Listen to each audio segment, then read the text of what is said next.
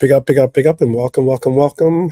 I am definitely going to be getting into a lot of different topics today. Going to certainly try my best to hold my temper and to also do the best I can in regulating some type of calm, demure, and environment for all of us to conversate and get vent out our frustrations, as well as maybe offer solutions, which is always a more warranted and more welcome environment to be a part of.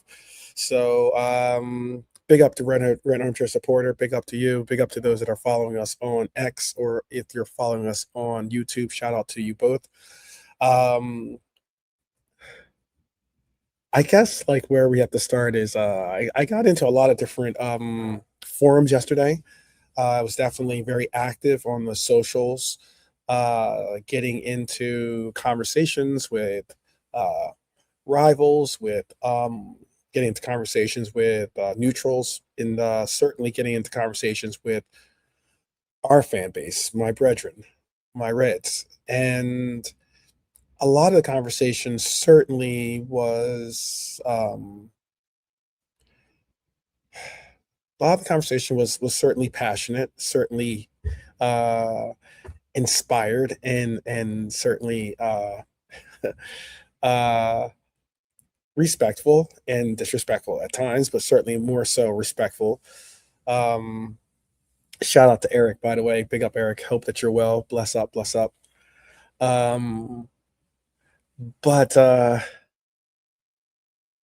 I got into one of the forums I got, and shout out to my homegirl Cian, uh, devoted Red. She was actually at this game too with her son. It was wish her and all the mothers across the world a happy Mother's Day, or and a happy belated Mother's Day, I guess, because I know there are different dates in different regions of the world.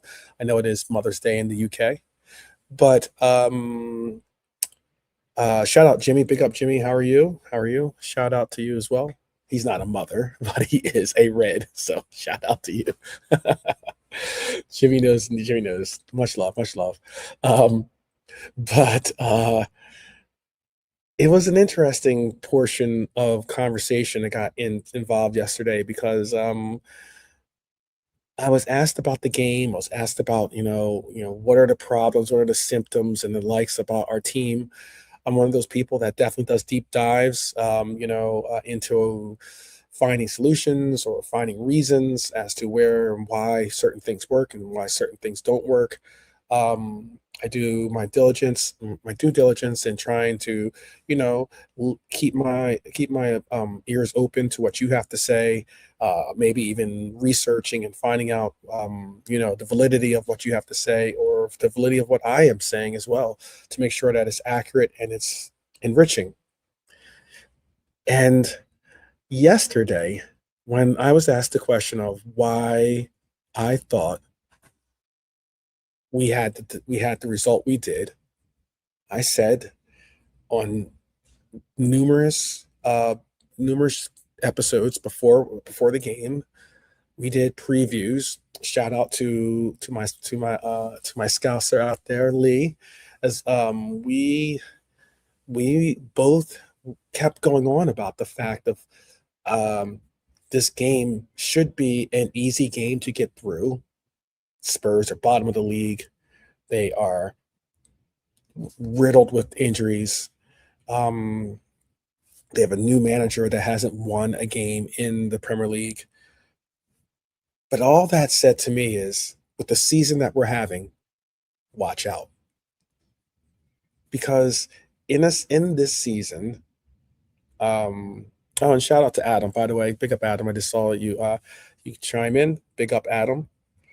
Um, all I know is that this season has been full of head scratchers, matches and games, um, matches and games that don't compute as to why the result is the way it is. But that's been this season.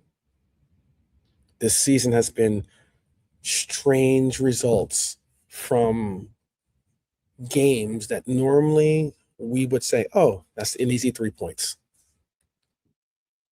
And that's exactly why this matchup at Anfield from Spurs was something to remember.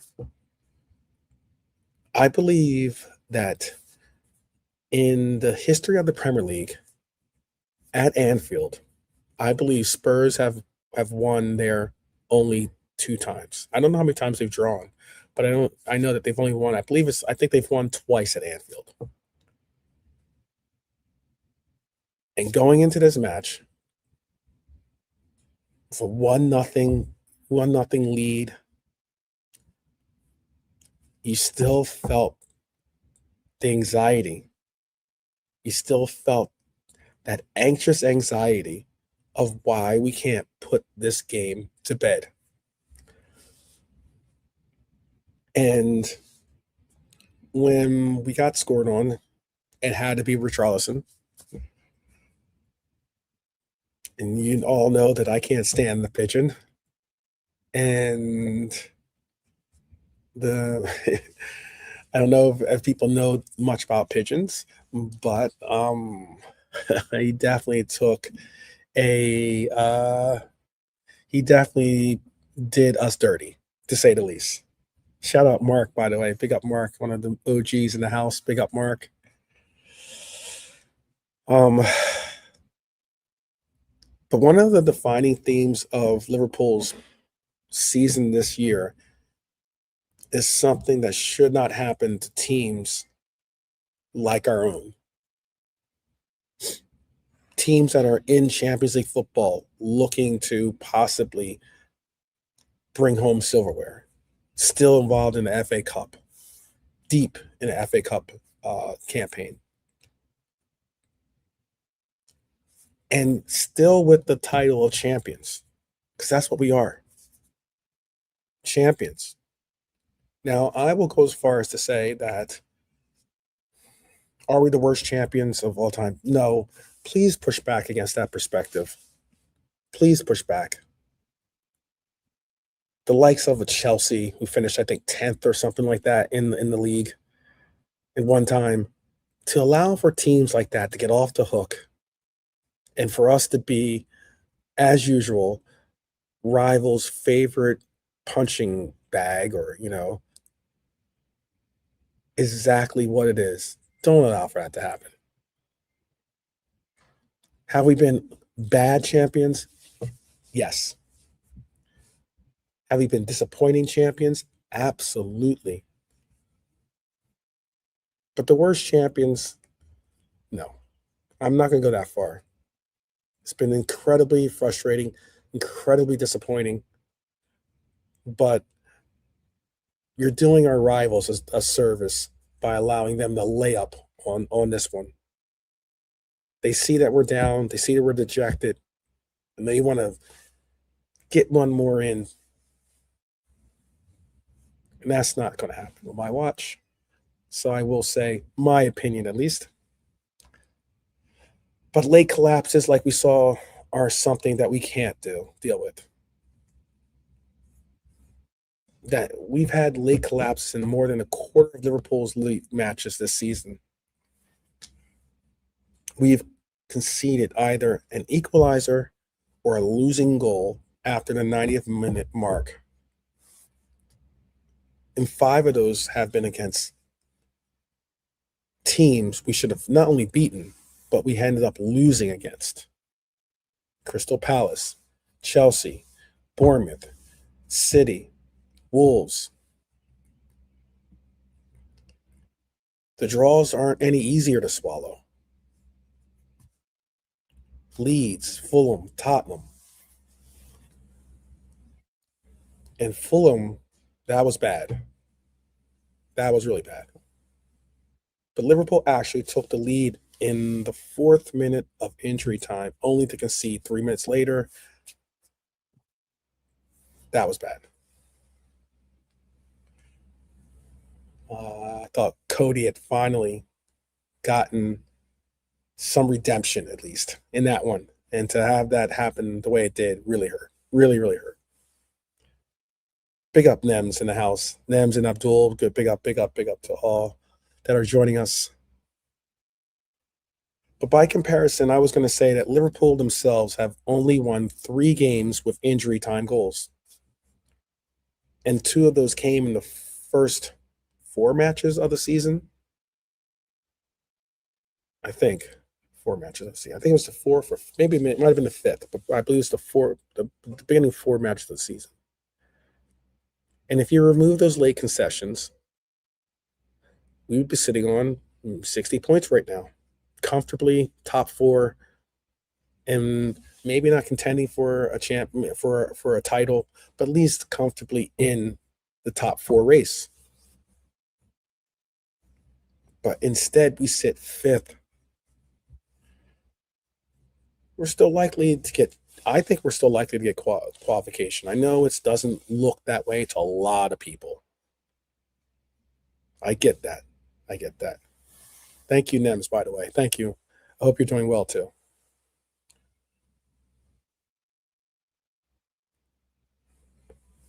But only 1 point ahead of Chelsea. We're chasing Villa, who are in 4th.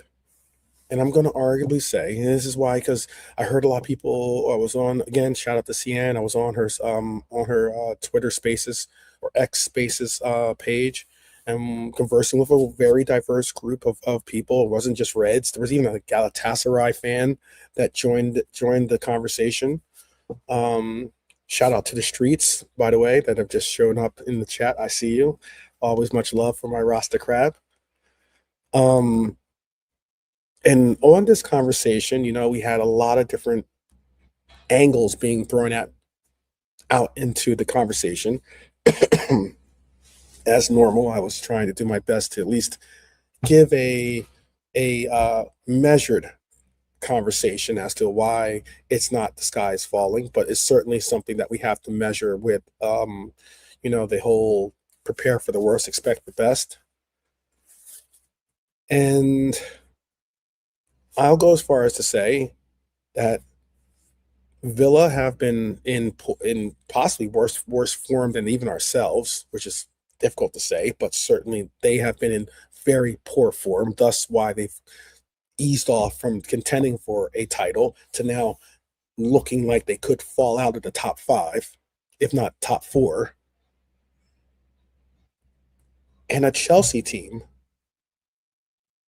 who just got a 1-year ban on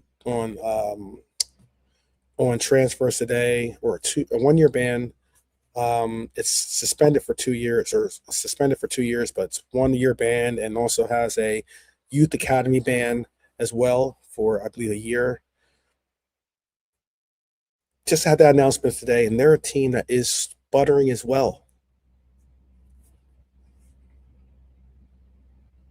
Big up Oliver, by the way. Shout out Oliver. Hope that you're well. But there were some statements by Jamie Carragher that described the situation as a disaster. And I'm going to be honest with you, I don't agree with a lot of what I wouldn't say a lot. There's some things I agree with Jamie, some things I don't. Let's just put it that way. But here's the statistic that really jumps off the page.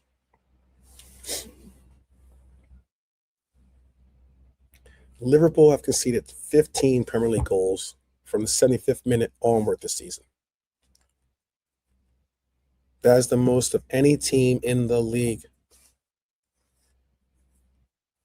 No other club has allowed more goals in the final 15 minutes than Liverpool.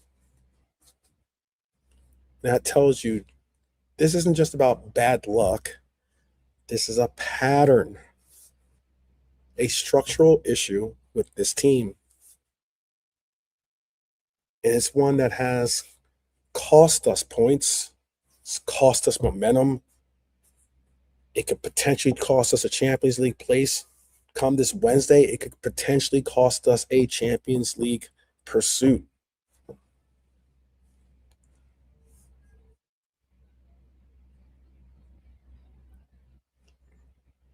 And this is which it'll I understand. I see the comments being put out there. I'm going to deal with Dom's comments. By the way, Mark, I have them um, in my notes. Um, there's a lot that can be broken down as to what is the structural problem with this club at the moment. It's the reason why I asked the chat last time we met, or maybe it was the time before that. I asked Lee this question. I was like, hey, give me a percentage. He definitely did a Don Hutcherson style percentage for me. But all the same, I asked him, give me a percentage as to who is to blame for where we're at. Is it is it Liverpool's players or is it Liverpool's coach that gets the majority of the blame? Is it 60-40? Is it 70-30 for a coach? Or is it 80-20 for the players? What is the percentage you draw on? I think only one person in chat last time answered it. But I honestly ask you that in the chat, what is the percentage that you in your mind excess? Because it's gotten so bad that now I see pundits, I see people trying to pass that blame, even sometimes the players slightly passing the blame onto the fans. And that goes to relatable to the comment that Dom gave.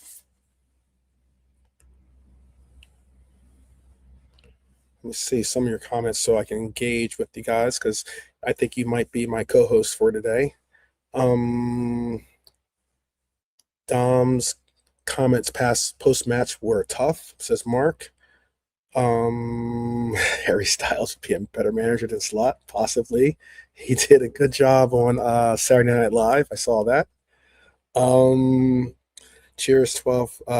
Good to catch a live show, although watching on the catch up is fantastic content too. Thank you, Oliver. That's kind words, and I appreciate it. Always, when we have OGs like yourself a part of the conversation, part of the chat, it definitely brings up the value and definitely quality of the show. So shout out, shout out.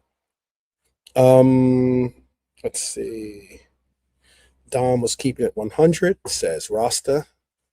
Um, like the jersey says Nems. Thank you, thank you. A little zip up here. Let's see. The aura, that aura, that mentality has been stripped away by Arne Slot. Nem says 10%. Adam says Slot the 70, players 30%. Shout out to Adam for answering that question for me. His management skills are zero, says Rasta Crab. Um, uh, I think I'll be honest with you. Arnie Slot, even if he is to move on after the summer or during the summer, I should say, or even before, even if he's, I don't think he's on newsflash. I don't think Arnie Slot's going to get fired. Not that I'm saying that I don't think that it's time for a change in coaching, but I don't think he's going to be fired. Not at this time. In the summertime, totally different story. But right at the moment, I don't believe he will get fired. I would go as far as to say that Arnie Slot will still be a very formidable coach with another team. And I honestly believe that he will do well, even though he has done poorly this season. I think he will do very well with another team, with another opportunity. Nem says Slot 100%, player zero. Okay, it's all on Slot, says Nems. All right, I got you. Red Armchair supporter saying 12th. Did you see the LFC comedy sketch called Fowler's Sports Shop? I saw a bit of that. I need to watch the end of it. I definitely need to watch all of it. I did see it. I saw the bloopers for that. I didn't see the thing, but I saw the bloopers. Hash Hashin Farsi says Slot 55, players 45%. Okay. So it's almost it's more on Slot, but it's almost 50-50. I get what you're saying with that one. Um, Hello to Trevor, by the way. Big up. He is saying, I think he's saying, trying to say we are not finishing in the top five. Okay. I'll say it like this, Trevor. I don't know if you are a subscriber, but I'll make a little wager. If we end up in the top five, you have to subscribe and get others to do the same. How about that? If we don't, hopefully you still subscribe. But if we don't, no pressure on you. No pressure on you. Make that little wager. See if you take me up on that wager. Um, Rasta Crab says 80-20 Slot. Wow. I know that is Slot. I know it is Slot because he does not like Slot. But 80-20 says Rasta Crab from the Bayesian Reds. Um, let's see. Pick up Lone Sheep. He's saying he agrees Slot would be better in another league. I think he'd be exceptional in Holland. His coaching methods and his ability with players would definitely get results. I think absolutely. Um, I will Red Armchair Supporter. I will definitely. I'll check out that little clip. Let's see. Trevor is saying, "What do I reckon?" Um, well, I did just give it. Well, I gave you my offer in my little wager. Obviously, I think that we will get top five. To be honest with you, I think we will get top five. I have, trust me, I did a spreadsheet show that's ready to rock and roll. I did a top five pursuit show that's ready to rock and roll. I'm just trying to wait for a panel to go along with me. But if I don't get one, I'm just going to go solo and bring it to you. Um, oh, tune in for that show, Trevor. Tune in for that show. Make sure you hit the notification bell. Tune in for that show.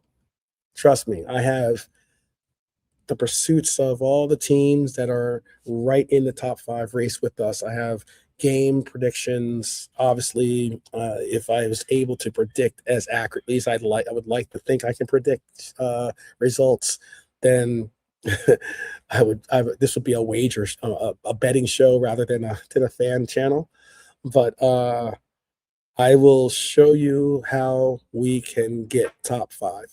I will show you how we get top five. Let's see. We still have. I'll just put it this way. I know a lot of people think of these things, but or don't think of these things, but there is a term. I know they use it on Sky Sports. I've heard it at least on Sky Sports before, but I have a whole segment in that show. I don't want to give too many spoilers away from that show that I have coming up, but there is. I'll just keep you in mind with there is 6-point games, and you're like, wait, 6 points? I don't get. Wait, you only get 3 points for a win. My point is this: there are 6-point games that we still have in our future. We have a run in with Chelsea. We still have a run in with Villa, for instance. We still have a run in with Manchester United, for instance. Those are 6-point games. And why I call them 6-point games is because we can win. If we get 3 wins in those games, we could get not only the 3 points, but the team that we're chasing does not get 3 points. Or the team that is chasing us does not get 3 points. So thus far, or that's the reason why I call them 6-point games. Those games are enormously big. Enormously big games.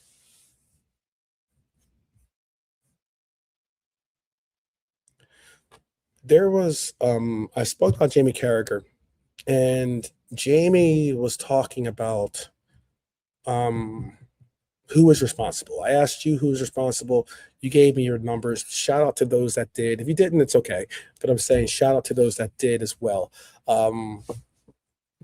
Because it gives you a good read as to what people are really feeling and who is the emphasis of the blame.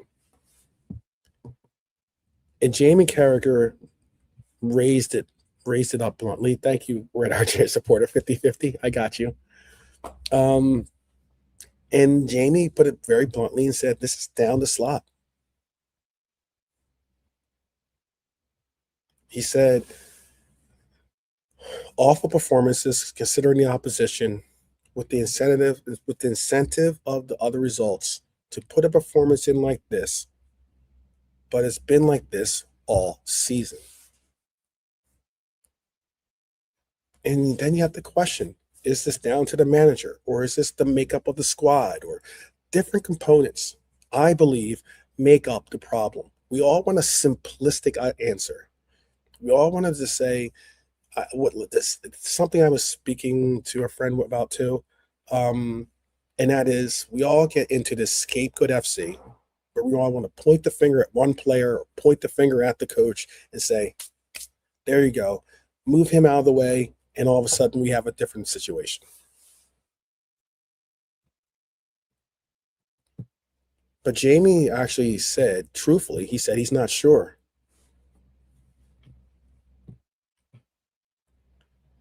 And I don't know realistically if it's all on Arne or if it's all on the players, or if FSG has to take their measure of responsibility in this, because they're the ones that allowed for it to get to the state. They could have fired Arne a long time ago and replaced him with someone else, maybe get the result that Manchester United are seeing.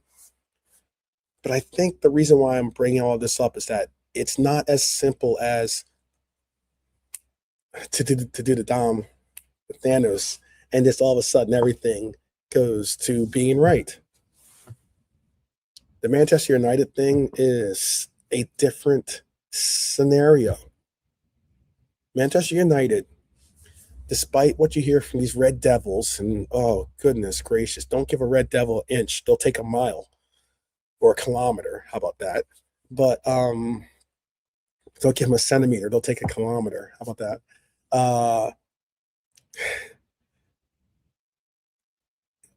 Manchester United's situation is completely different. It's like apples and oranges when you're trying to explain the circumstances that we're going through. And how I measure that is this. Manchester United are not playing more than once a week. They're out of FA Cup, they're out of the League Cup, and they haven't been in European competition. They're not even in. It'd be one thing if they were in Europa, not even in Conference League.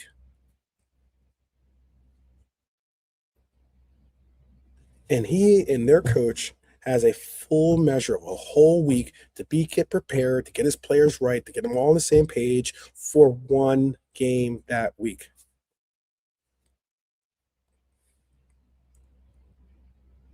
And that's why I think it's a different scenario. It's very similar, and I'm only going to do a slight conversation on this, but it's very similar to the argument that I got into one of the forums I was in. There was an Arsenal fan trying to get redemption and get back the admiration that his center forward deserves in Gyökeres, since he scored a big goal for them and has been scoring and has now caught up to Ekitike in goals. But it's like, why I'm saying this is that there's two different platforms that you are referencing these two players on. Gyökeres is a upper mid 20s player. He's like 27, I want to say, or something along those lines, compared to a 22-year-old. Gyökeres just won an award in that Ballon d'Or competition. He won an award stating that he's the best striker in the world.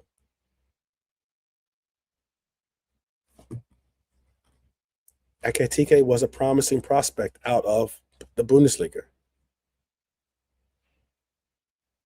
Ekitike is a player that went to a team where he was still looked at as being the second choice striker, not the number one, the second choice striker.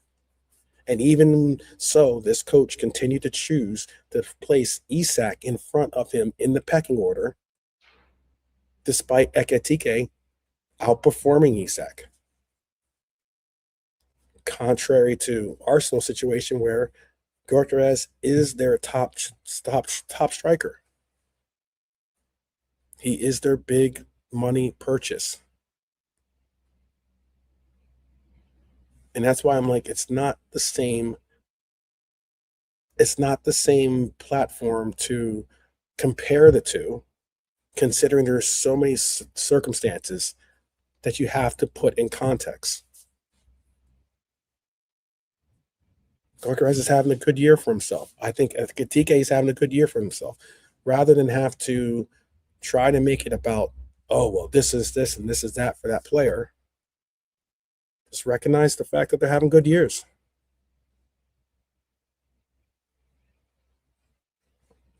Arne Slot tried to explain the problem yesterday after the match. And I know some people really have tuned out from his press conferences. I know for the most part, I'm right there with you. uh, it is a difficult listen at times, considering that our coach sometimes is more about vindication than he is about um, representation of accountability. Often we see a coach that doesn't want to recognize the fact that the football is just not good enough. But interestingly enough, he pointed out that the goals themselves aren't always the same type. Sometimes it's a deflected shot, sometimes it's a long range strike, sometimes it's a loose second ball, sometimes it's a long ball into the box. Slot said, quote, "The way we concede is not always the same in the last minute." And I say to that comment, Arnie, Mr. Slot, the outcome is the same. And that's the bottom line. Points dropped. To try to deflect and say, look over here, or, oh, it's not that bad because today we lost from a deflected shot, or, oh, it's not that bad. Today we lost on a poor referee call, or today we lost on this, or today we lost on that. The ultimate thing to remember is points dropped. And even Arnie admitted something that I thought was very telling. He said, quote, as this season is going, it is not a complete surprise we are conceding in the last moments.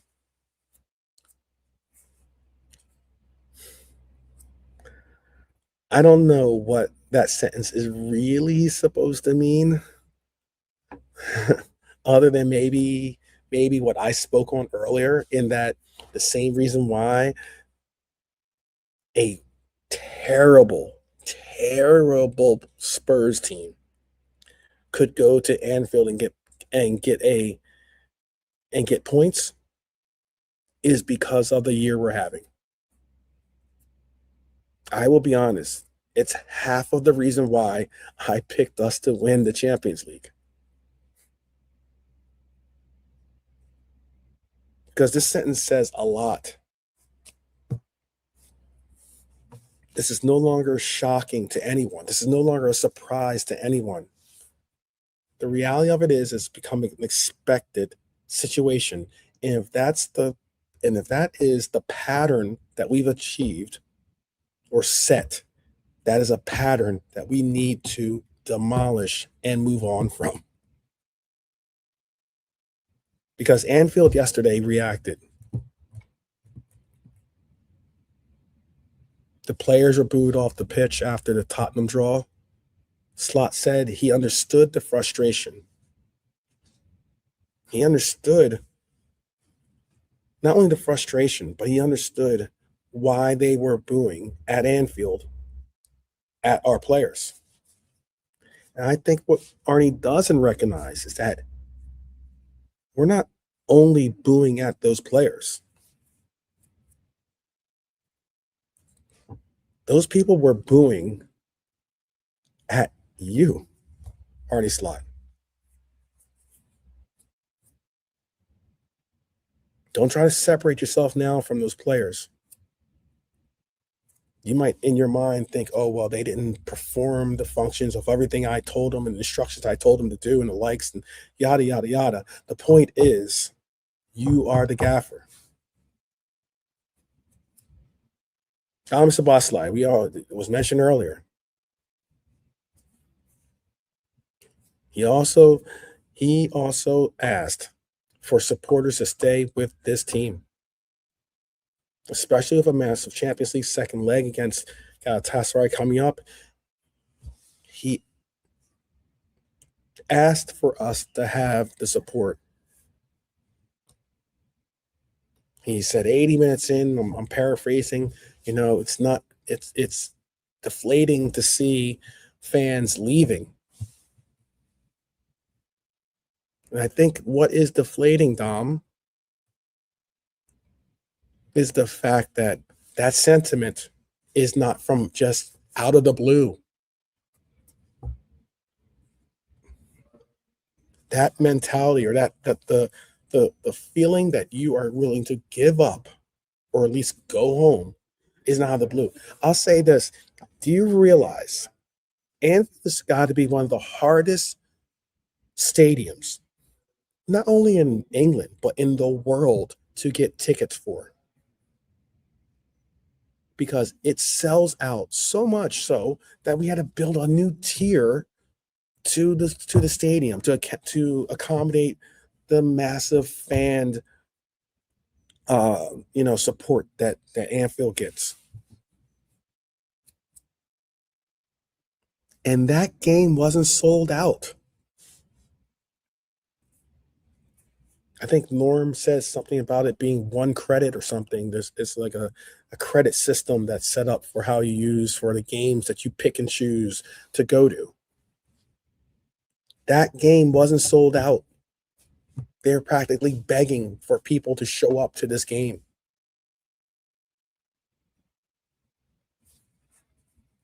Slot said, this is a quote, Slot says, if the team doesn't perform to the standards the fans are used to, it is normal that they are frustrated.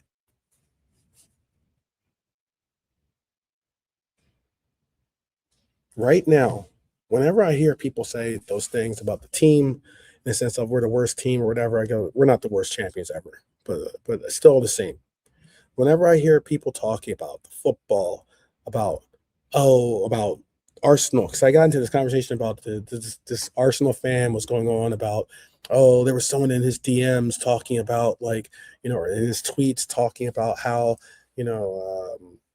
how they were, just dejected that Arsenal is going to likely win this title and the football's ugly and the state of football in general. And I think they have a real valid point for saying those points, by the way. A very valid point in saying why someone would think that way.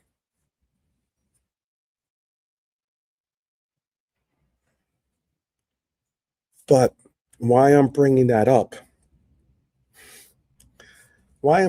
is because Jurgen Klopp once said that he wants to create football that is memorable, create football that wants you to go back to see it again.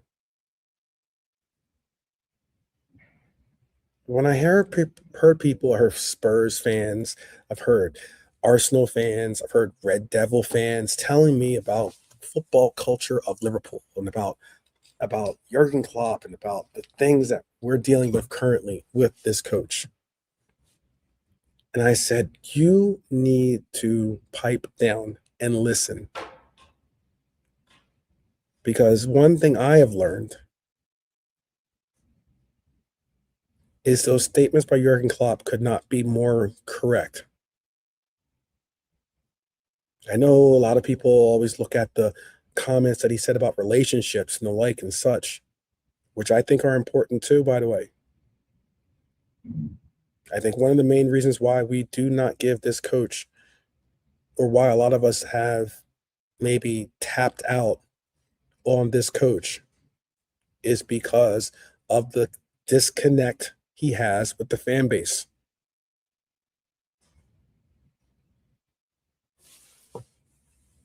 The whole comment that Dom said about wake up or settle for Conference League is a player not sugarcoating it. After the Tottenham game, he said, we have to wake up. This is Dom saying we have to wake up. If we carry on like this, we should be happy with the Conference League. There is no form of ever saying we will be happy with the Conference League. Most of us were not happy with Europa.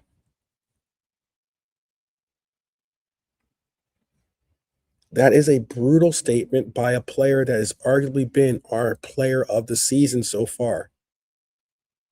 And let me say this to some of my brethren on, I think it was Coppish, that were talking about Dom, and or even also on some of my brethren that were on Brian's show on Anfield, the Anfield Irishman.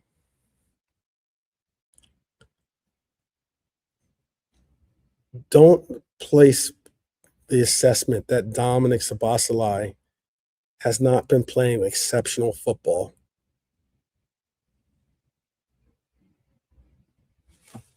I know that the players around him have not been playing their level of football that we expect from them.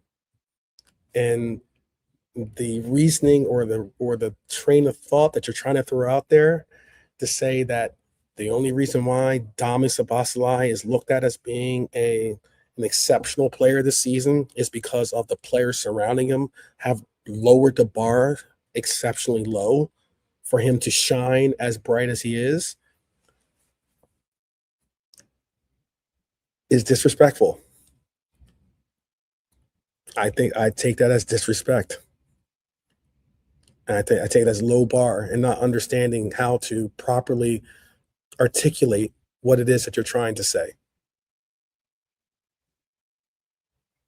Unless that is what you're trying to say, and that is that Dominik Szoboszlai is average or a little bit above average in your terms. I took offense to that. So I think Dom is an exceptional player. I took a lot of heat for backing him. And I was definitely deemed as being delusional in calling him my pick for player of the season for this upcoming season.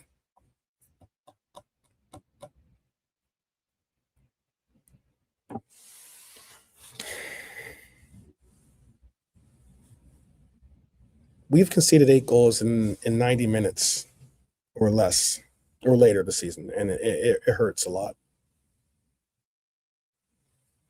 But I will say that out of all this turmoil and all this upheaval and sometimes slide digs, I will say that there is a rare positive in yesterday's game.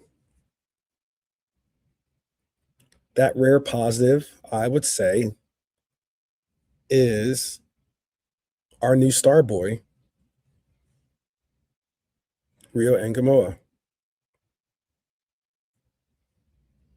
I would say that that was the one bright spot yesterday in a game that most of us will probably say turn our backs on and not want to be reminded of again.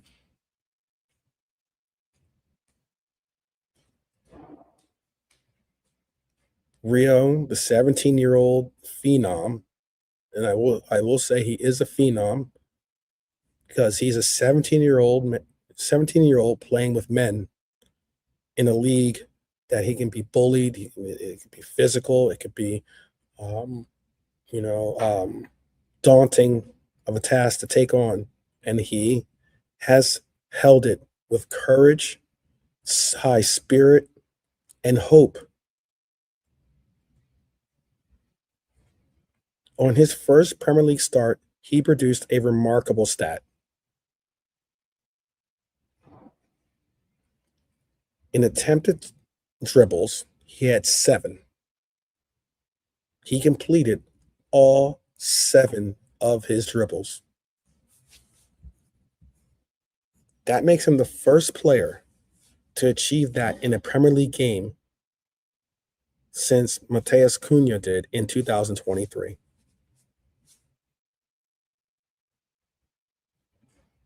And I think rightfully slow, Slot praised him this time without trying to hold him, bring him back to earth and humble him like he did before.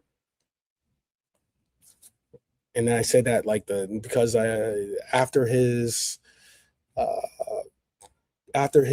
big goal in the Newcastle game, I remember Slot said some, you know, trying to rein in the amount of praise he was getting for the amount of praise Rio was getting.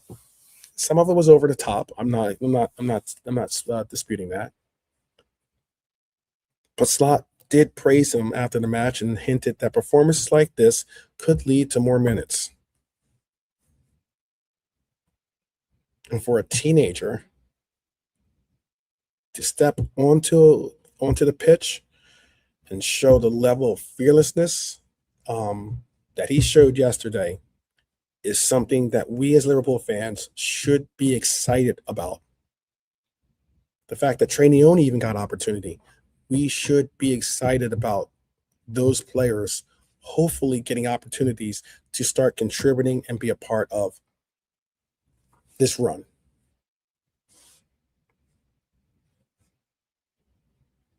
And I'm very hopeful of that. Very hopeful. Oh man. So.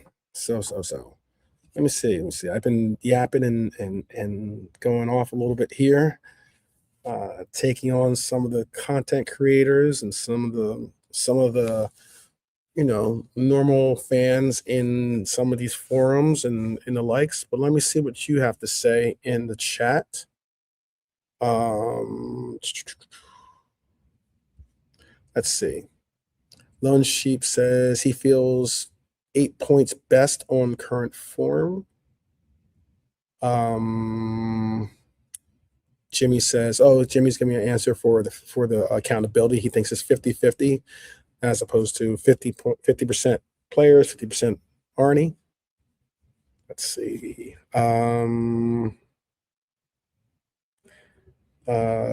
Crab is saying we couldn't beat Wolves, Leeds, Spurs, Brentford, and we're going to beat Chelsea, Villa, and United. Yes. Let me before even I'll continue on with some of the comments, but let me explain that to Crab. And Crab has my number, so if he wants to come on and have this debate online, he's more than welcome. Why I said that is the same reasons why I say that is the same reasons why I said my comment in the very beginning of the show. This season has been a head scratcher. And not only has it been a head scratcher, it has been one where we lose games we should win and win games we should lose. We have played not we haven't gotten wins off of every team that we've faced. that is top 6 or top 8, or or is a formidable foe. We haven't won every last one of them, but we've performed well enough to get results in the majority of them. And I know the City matchup is one that we should have done better, and that one is kind of the pushback. But I'll go as far as to say that Manchester City, even at the state and level that they are in currently, are not Chelsea. Manchester City, even the state that they are in currently, are not Villa. And I'll go as far as to say that Manchester United, anytime you face a Manchester United team, all bets are off. I remember yesterday I listed all these teams. We had this post-match reaction. It was very heated. And we were talking. Just rifled off all these teams that we face and how it ended up being 24 points that we dropped in all these games against all these teams that are like pretty much bottom of the bottom of the table teams and the likes and yada yada yada. And I didn't list, obviously Manchester United aren't in the bottom of the table, but I didn't list Manchester United in that list. I didn't list Everton in that list. And why I didn't list those two teams, particularly United and particularly Everton, is because those are derby games. Those are games that teams, no matter where you are in the table, you get up for.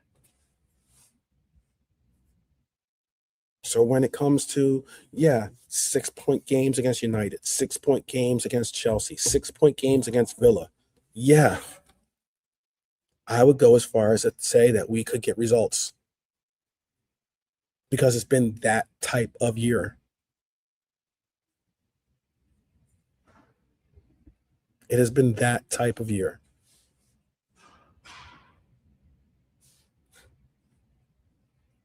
I'll tell you right now, you're going to tell me that in 1, 2, 3, 4, 5, 6, 7, 8, 9, 10, the last 10 games, and this is including their games in Europa,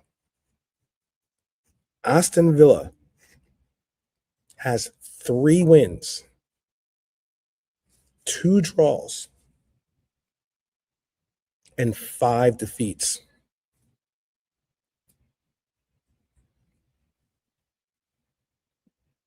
3 wins, 2 draws, and 5 defeats. Villa is a good team. I am not disputing that. They are obviously in 4th place and above us, and a team that we need to make measure on.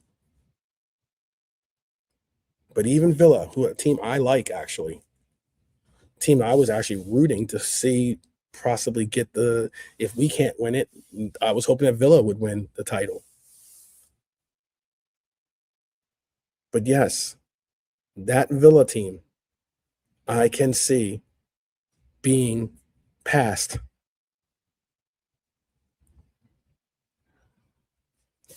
You want to go one step further? Let's look at Chelsea. I'm not going to give too much away from my other episode that I have coming up.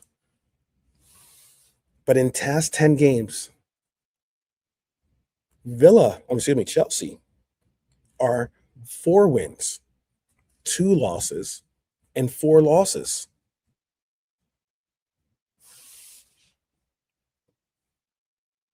Those things matter, man. I know that we look at ourselves and we only look at ourselves and what we're doing. And I get that. I get it.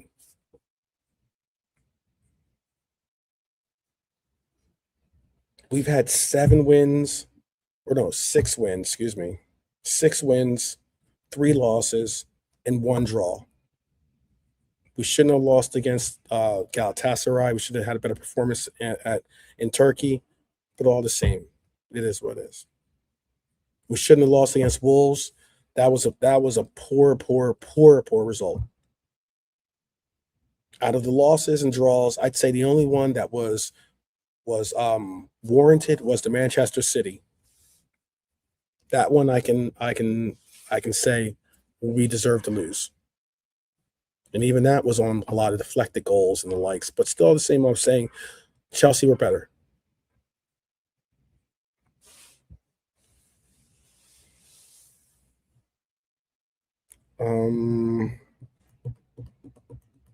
Let's see. Adam is saying the ideal of the game is to put the ball in the net.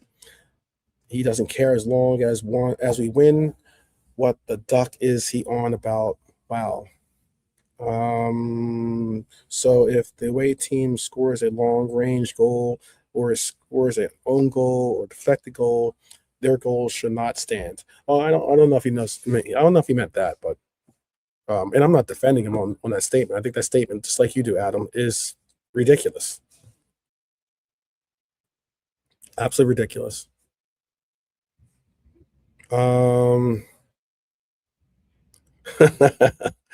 Rasta saying he will for sure come on the show when we lose to all those teams. Clip it, people. Clip it. Clip it. We might have Rasta. If not only if we lose, you'll get center stage. No, wait. If we lose, if we win, you're getting the entire individual box.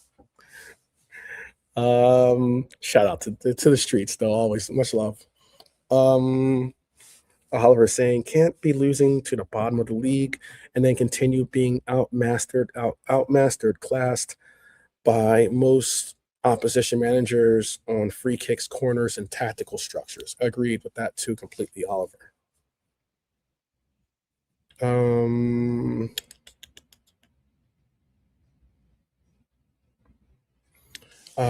Jimmy, I agree with you that on your comment too, by the way. Off topic. It is amazing how Chelsea got fined 10.75 million and City have not been brought to order. I agree that it is.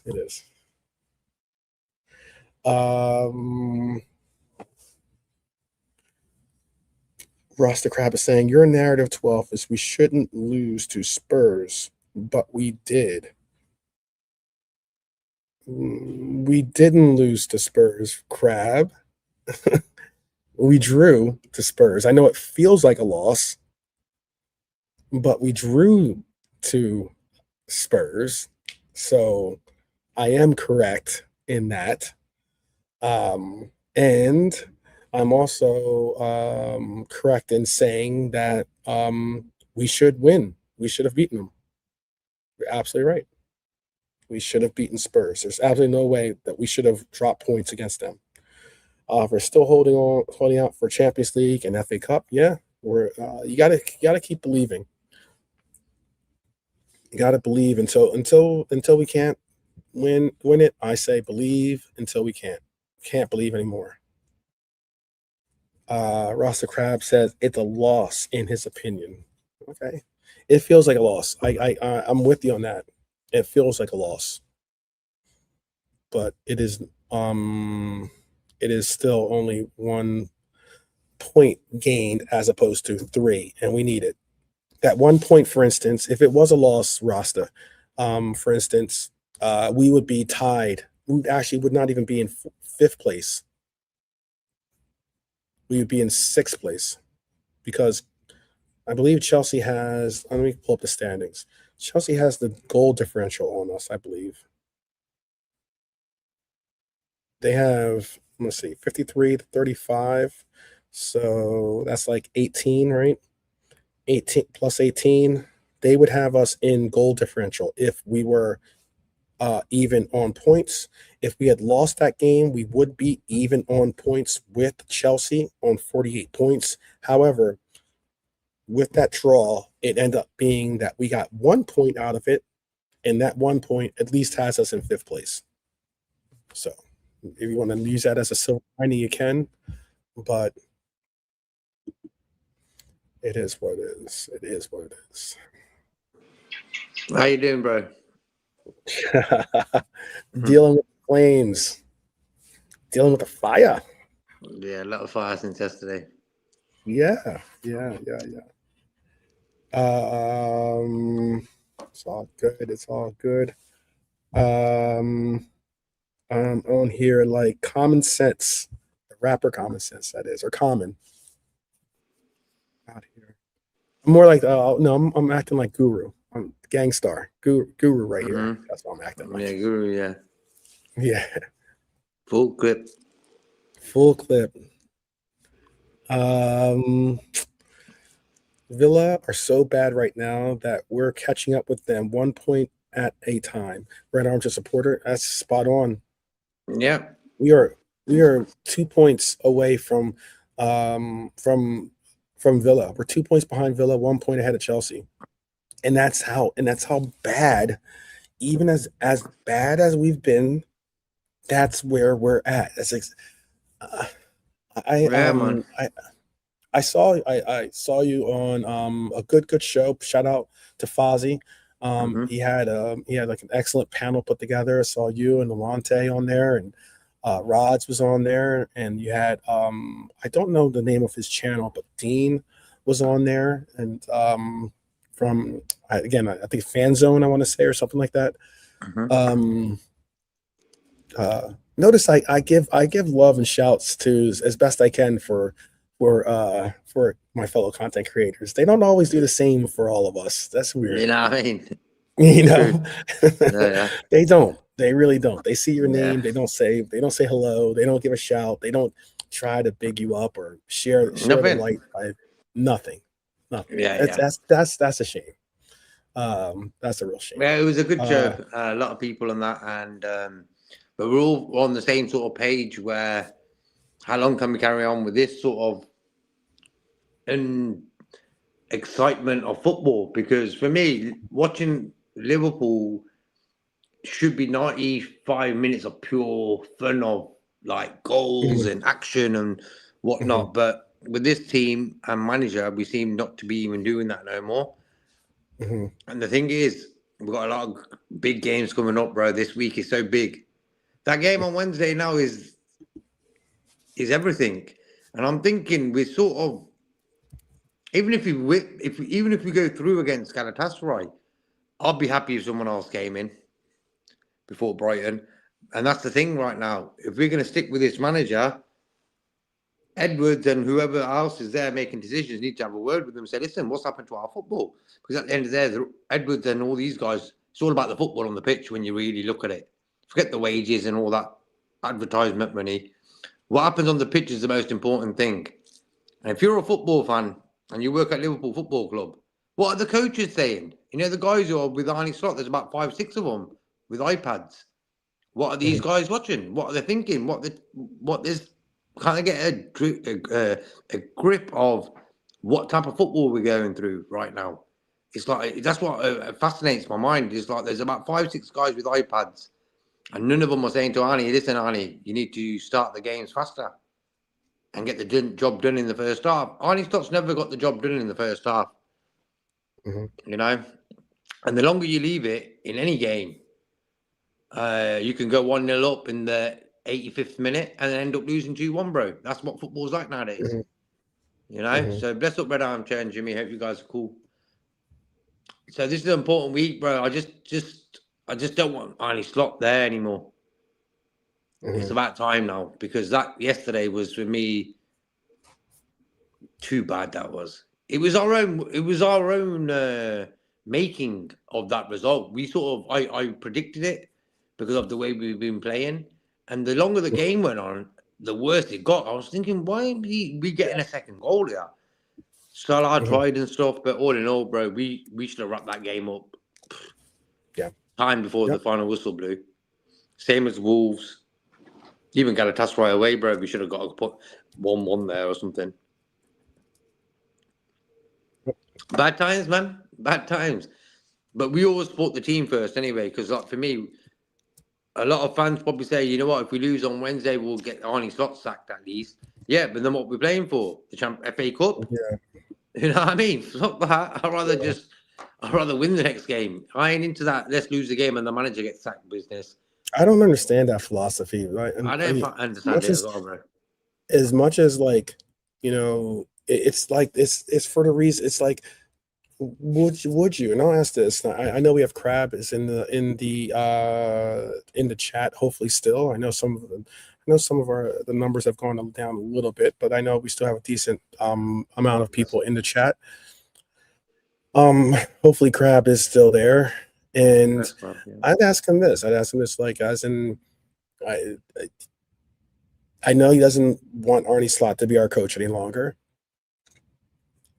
I know there are people in the chat right now that are under that same get him out of our team now aspect. However, he is the coach for our team, and until he isn't, I'm going to continue to support him as our coach.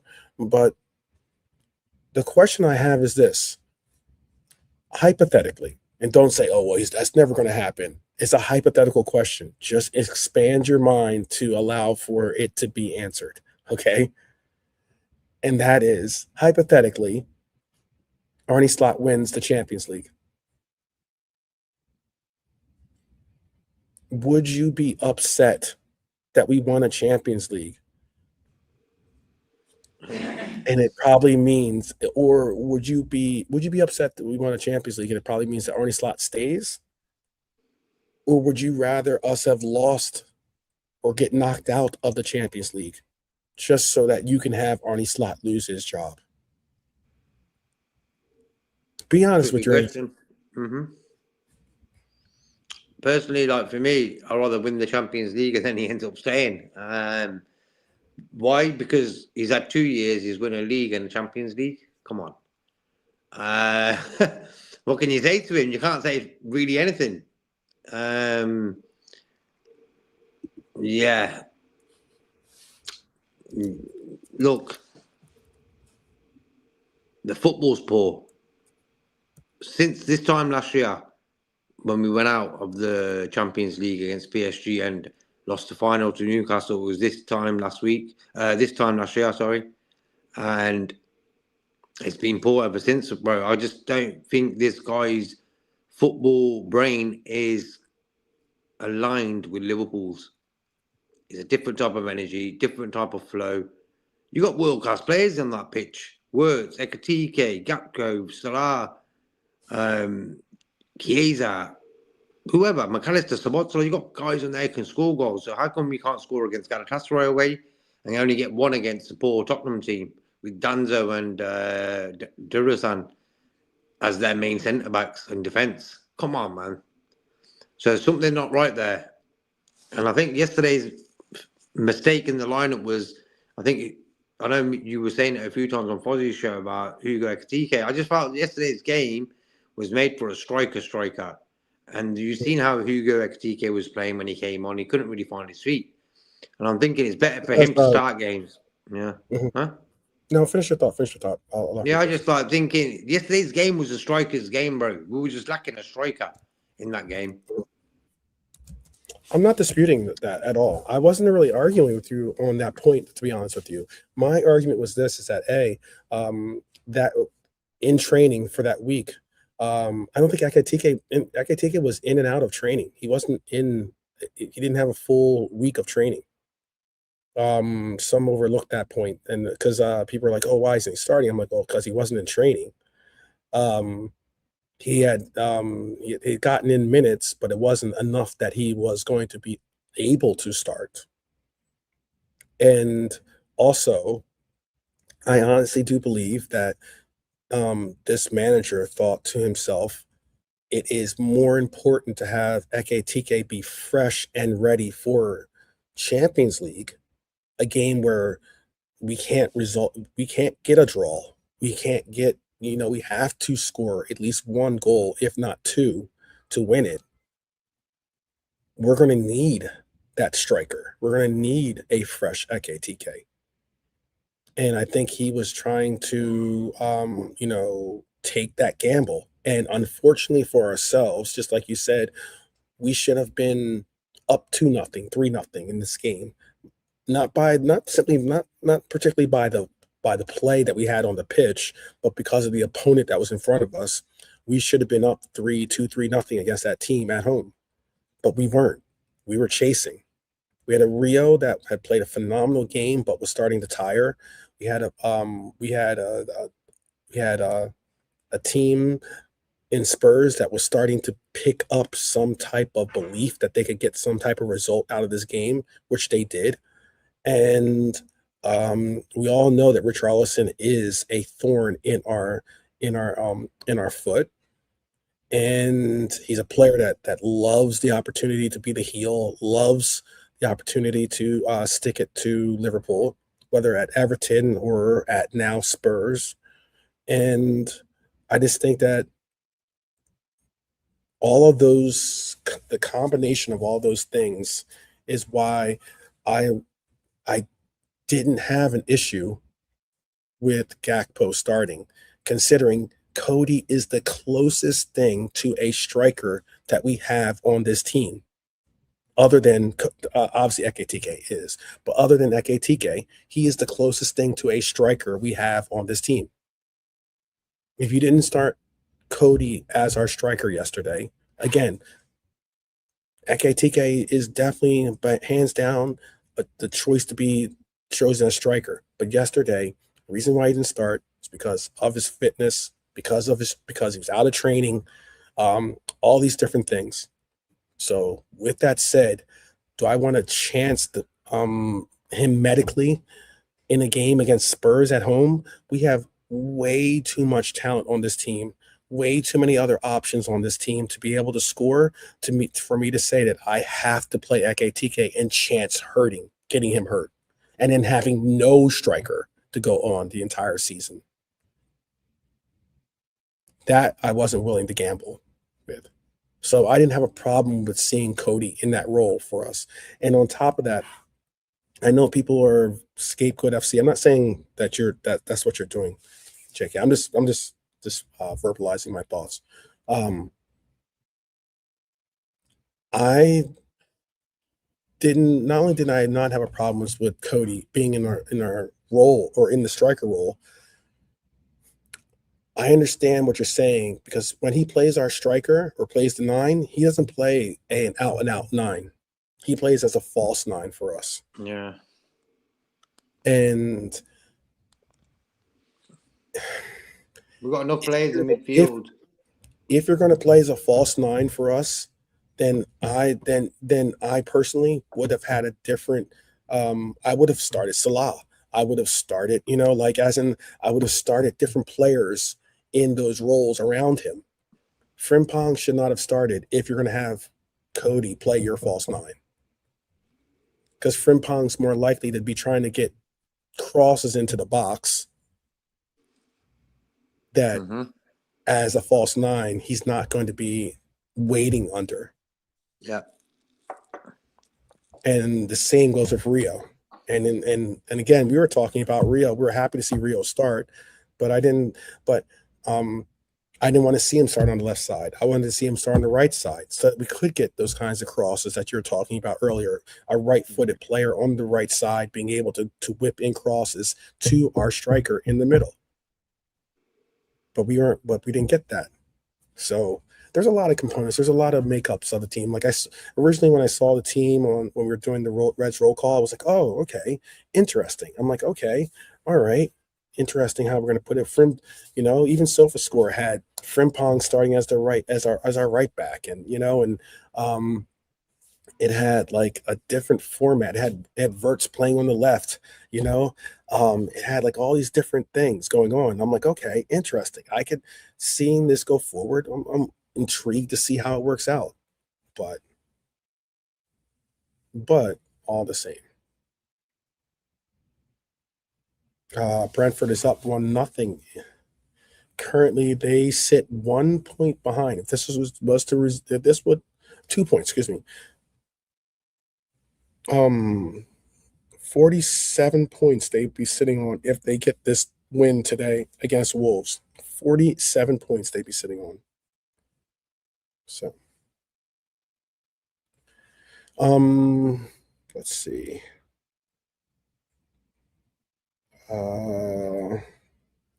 Jimmy says, play the lotto or us to win the Champions League. The odds are even on winning that bet at the moment, he thinks. There you go. Maybe so.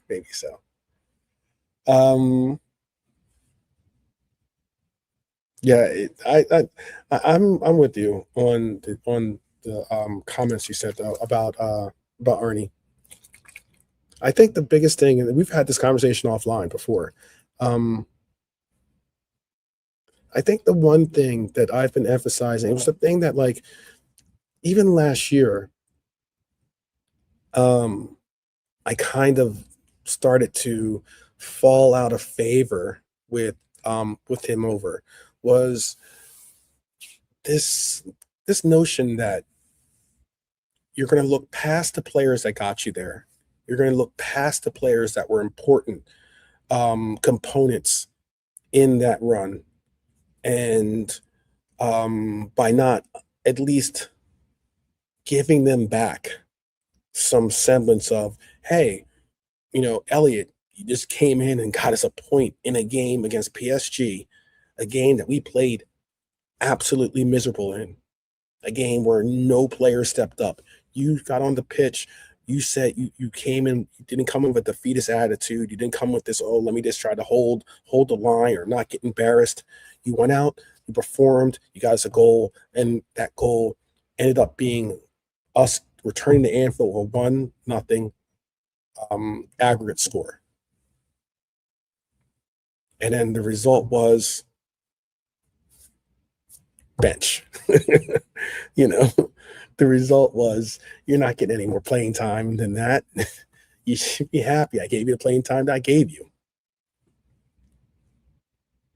Those kinds of things were tough. The slides, the comments that he makes about, oh well, in press conferences, reminding people that we were in Europa.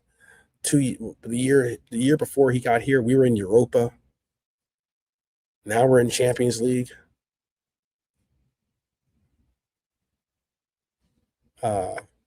Yeah, we were in Champions League because the coach that left got us the Champions League that year.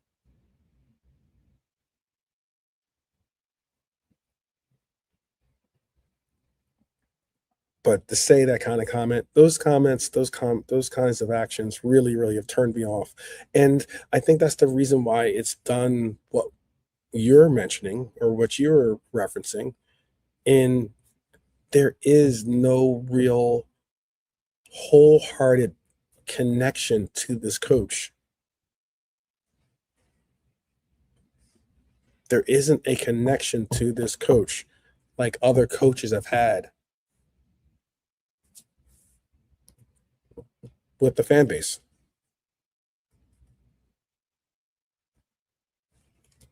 Dustin, pick up the legend that is Dustin, the part of the show. He's asking, would anyone take Keith Andrews as manager? I see JK's back off of mute. Would you take Keith Andrews as our manager? I wouldn't personally, but I think he's a sound guy. Old school type of manager and that. But fair play to him. He's doing all right there. They're 2 points behind us, you know what I mean? And they didn't spend $500 million. So you must be doing something right. Would you go? I'll ask the chat since Dustin just asked that question. I'll ask the chat this question. Jimmy, Dustin, Red Armchair supporter, whoever's with us still. If Keith Andrews gets Brentford into Europe, is he manager of the year?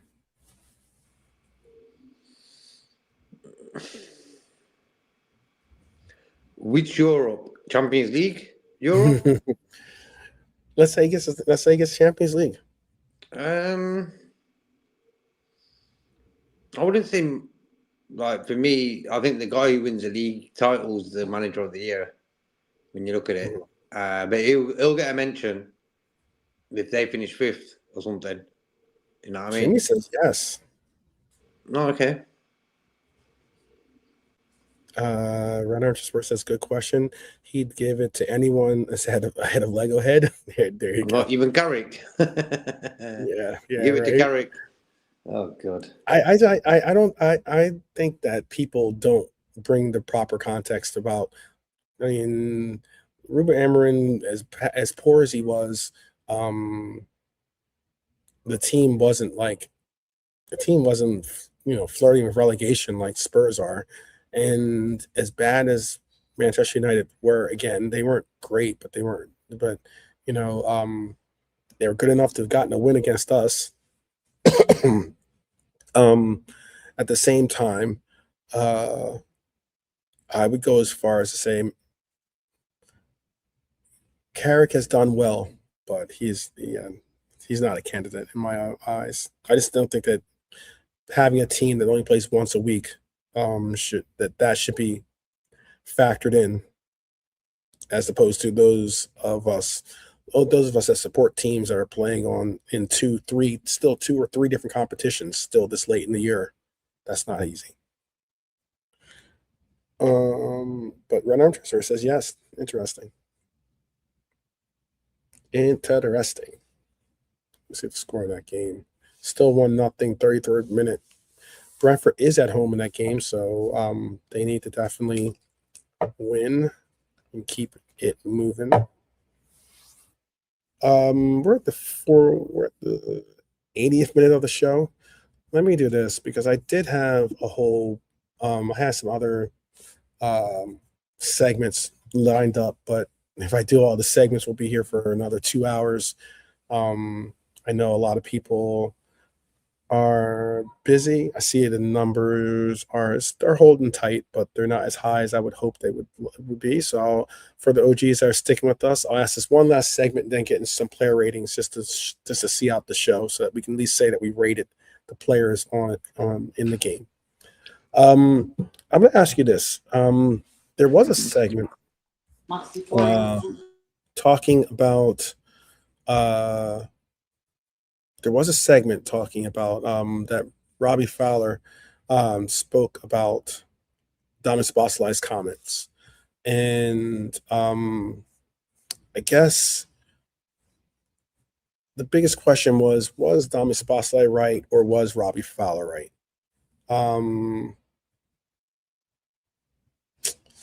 Let me see. I'm going to pull up the exact quote so I don't get the quote wrong for you.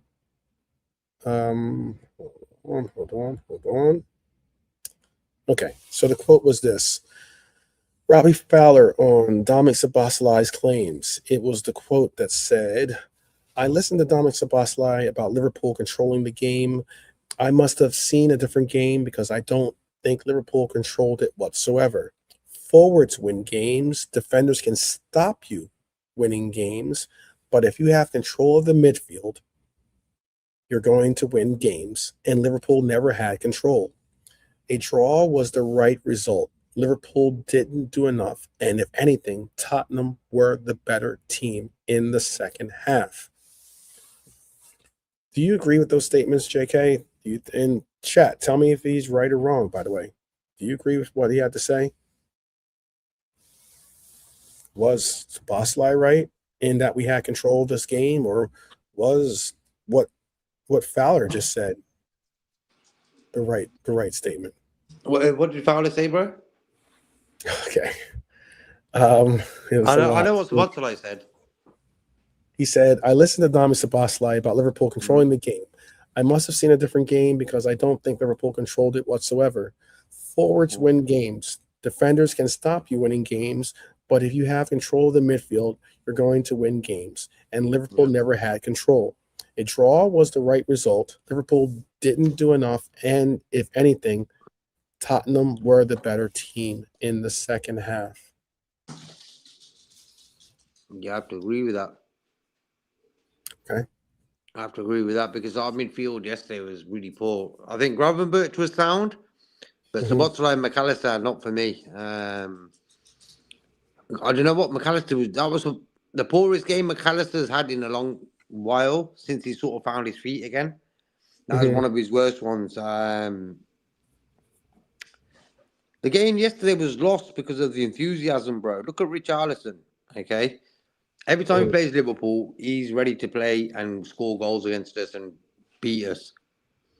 We don't have that mentality in any of our players right now. You know, we had it with Henderson. If he was on the pitch, he would be shouting and enthusiastic. You know, there's no guy on the pitch in the middle of the park who's doing that. Because Gravenberch, McAllister, and Szoboszlai, they look like, I don't know, McAllister may be, but I'm not sure how great his English is.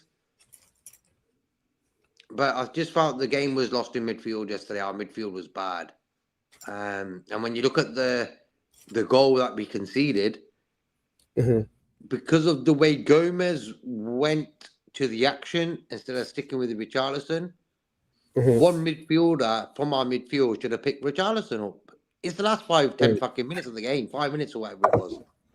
So what you do there as a midfielder, you play like a sweeper. You stay between the centre backs, in front of them, and you clear up any nonsense that's going to happen. And look what happened, bro. If we played as midfielder in any of these games we've dropped points in this season, and who played like a sweeper for the last 10 minutes of a game, we probably would have kept all them points. So that's common sense, bro, of the midfield. Not like Szoboszlai is running around all game. Where has he been on all these goals that we've conceded late on? I'm not just saying him, but I'm just saying him, Gravenberch, and McAllister. At them three, at least one of them should have picked up Richarlison in the box. It's as simple as that, bro. So for me, it's the team. It ain't Slot. I'm not blaming Slot for that last goal, but I'm blaming Slot for the 90 minutes of poor football, of first, second gear football. I can blame him for that, but I can't blame Slot for any of the goals we've conceded late and dropped points in, bro. That's the player's fault. Yeah. Okay.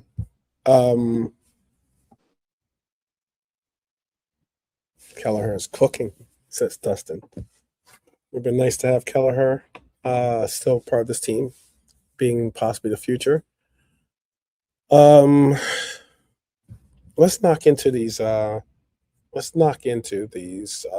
ratings real quick so we can end the show correct. We got about 30 more minutes left of the show, or 30 minutes or less of the show. I do, yeah, I agree with you too, Red Orange supporter, and what JK had to say there, being spot on. I was disappointed. I was disappointed with the marking of Richarlison. I was disappointed with Robbo not fighting a little bit more with Kulomane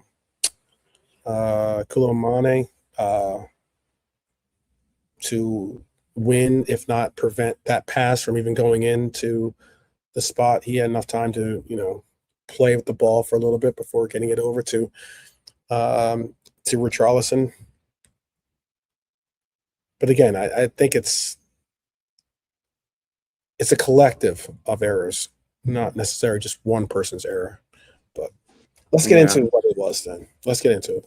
For Ali, I always call it the dominoes effect. At the end of a game where you're 1-0 up, then you concede. It's one mistake leads onto the next. Like Robertson not really connecting his head onto the ball, and then Van Dijk getting sucked into it and trying to chase Colomani.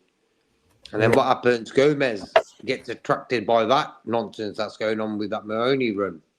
So that one mistake, imagine Robertson got his head on that. That goal probably wouldn't have happened. So it was the dominoes effect of football, man. Yeah. Agreed.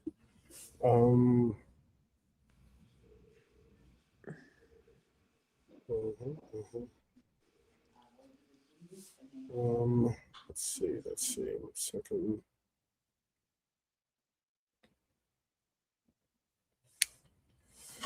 All right, let's get into it. Ali.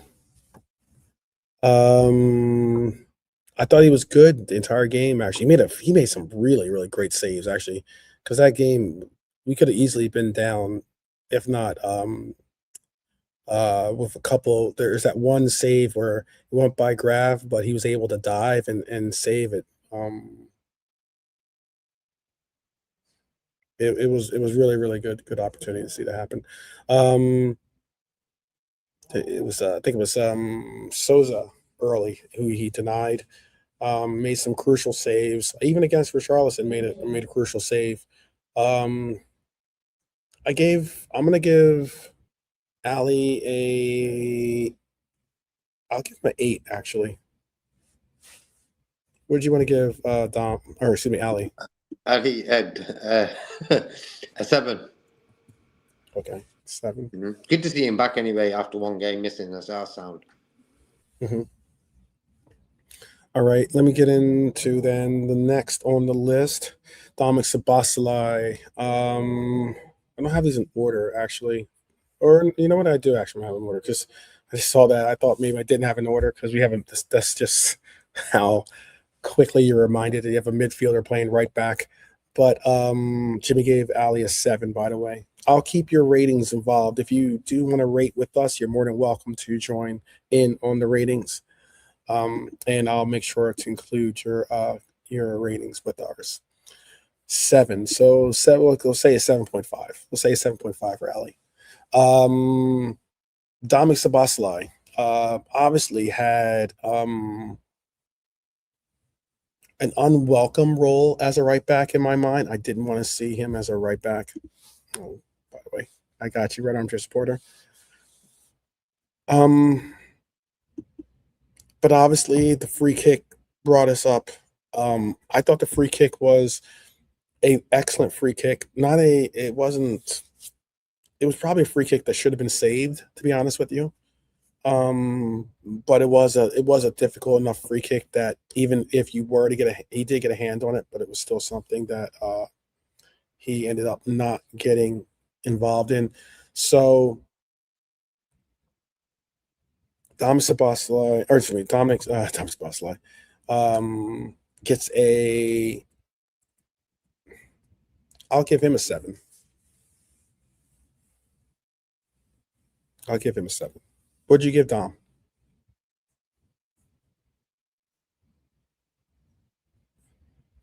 Dominik Szoboszlai from Jimmy gets a 6.5. Okay.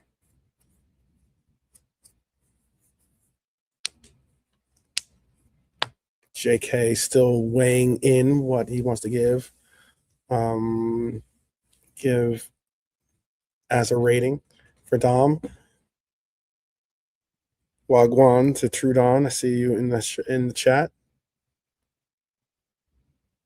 All right. 6.5. Well, if JK's not going to rate him, then I'll just go by what you guys rate him. 6.5. I gave him a 7. 7. 7 for Red Armchair Supporter, and that's including the 0.5 for the goal. Got you. Trudon gave him a 6. All right, let's give him a 6.5 then, just like you guys are saying. 6.5. I could be easily coerced, I guess. Joey G. Joey. Oh my goodness, Joey. Difficult evening for Joey. Struggled physically against Solanke, looked uncertain at times, didn't look comfortable really in the game. Oliver gave Dom a 7 too, by the way. I see you. Yeah, I'll give Szoboszlai a 7, yeah. Okay. We're on Joey though right now. And for Joey, I am going to give Joey a 4.5. Oh. I don't hear you say that. I know. I'll give him a 6, bro. I think if he stayed with Richarlison, yeah, maybe we would have won the game. But yeah, I'll give him a 6. 6. Jimmy's giving him a 5. I was hoping that he would have stayed with them, just like you said. If he stays with Richarlison, maybe marks him tightly, doesn't give him any space. Maybe we're looking at a different situation. Maybe he makes a clearance or something like that. But he didn't. Red Armchair Supporters gave him a 6, 5, 6. I gave him a 4.5. You gave him a 6 too, right? So how will we settle in on a 5? Settle in on a 5. Virgil van Dijk. Virgil van Dijk. Man, it's very difficult to fight the fight when you have this conversation. He's our captain. He's looked at the bar that's held for Virgil is so exceptionally high. I'm going to give Virgil a 5.5.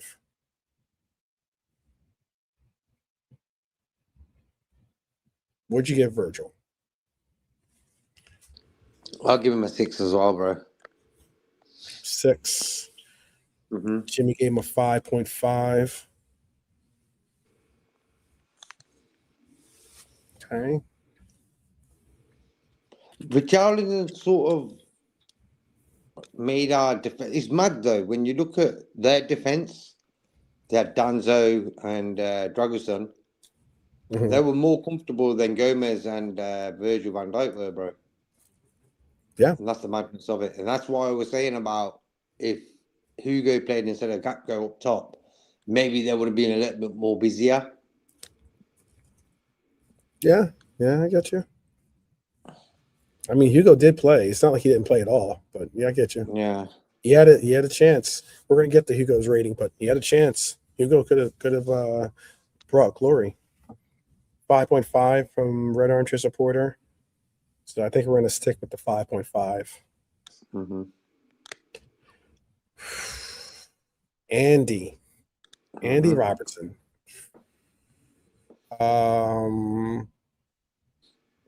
Did you notice that he never really crossed the halfway line throughout the game, but overlapping and stuff like Yep. that? That's all instruction. That's all instruction, bro. Spot on. And he messes his game up. Yeah. That's not his game. He was the prime Yeah. example of Gabe under Slot. Which player has gone from hero to zero under Slot? Mhm. Andy Robertson for me is number one. Mm. Did you remember him last season? Mm. He was Yeah. pretty poor, bro. He was making mistakes constantly. Why? Because when you're playing a game of football at two different paces that are totally different levels of speed, from fast, Mhm. full steam ahead train football to let's slow it down. Arne Slot's favourite words. Let's slow it down. And that's messed up Andy Robertson's game. He's not used to that slowing it down. Yeah, for the last 5 minutes of a game, yeah, fair play. But not for the whole 89 minutes of a game, bro. You know, Andy Robertson's I'm going to bomb it down the wing, give me the ball type of player. Yep. And that's where he is. And you all want to tell him to hold his horses. No wonder the guy looks messed up, man. Yeah. Agreed. And his sort of mistake led to that goal yesterday for them because like he didn't connect with that Yeah. head. He was a bit messy around there. Then Virgil gets sort of scooped into the situation and that. Yeah. So all in all, for me, Andy Robertson's the prime example of how certain players haven't really been good under Slot. Yeah, I I'm gave gonna give Robertson a Bob, 5, bro. I'll give him a 5. after all that, you gave him a higher rating than I did. I gave him a 4. Yeah, I felt sorry for him. Yeah. We'll meet in the middle. 4.5. We'll meet in the middle. You know, quickly, I was just Um, quickly say, you know, the game he had a mhm. few games ago. I can't remember which team it was against, and we was all like, "Oh, it was before Galatasaray." And he played pretty well. And everyone was like, fucking hell, he played great. And why? He was playing his game that he's used to at playing at Liverpool. He was playing It the was same game, running down the left wing, getting crosses in, doing what he does best. And he played great. All of a sudden, yesterday, the mentality, this is down to the manager. The manager's telling the guys, don't cross the halfway line, slow it down, this and that. And they're like, nah, man, I want to go out and go and get a couple of goals. You know, yesterday was goals party. It was a goal party yesterday. Realistically, you're playing Tottenham, the worst team in Europe, form-wise, and you're only scoring one goal against them. And you're conceding one as well at the same time, man. Come on. Mhm. Um, Hi, Ange. I thought you yeah, meant Ange Postecoglou. I thought he was coming to Liverpool. I was like, I what? know, What's going on no. here? He's a Liverpool fan. He is, he still is. He'll Oh, probably get more enthusiasm. Huh? he talks about it freely too. He doesn't hide it. And the thing is, he understands what we're all about.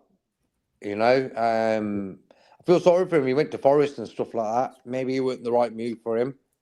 But I like Dan Potter's I think he wanted to try to prove a point. He's probably sold on the idea that he'd have the ability to,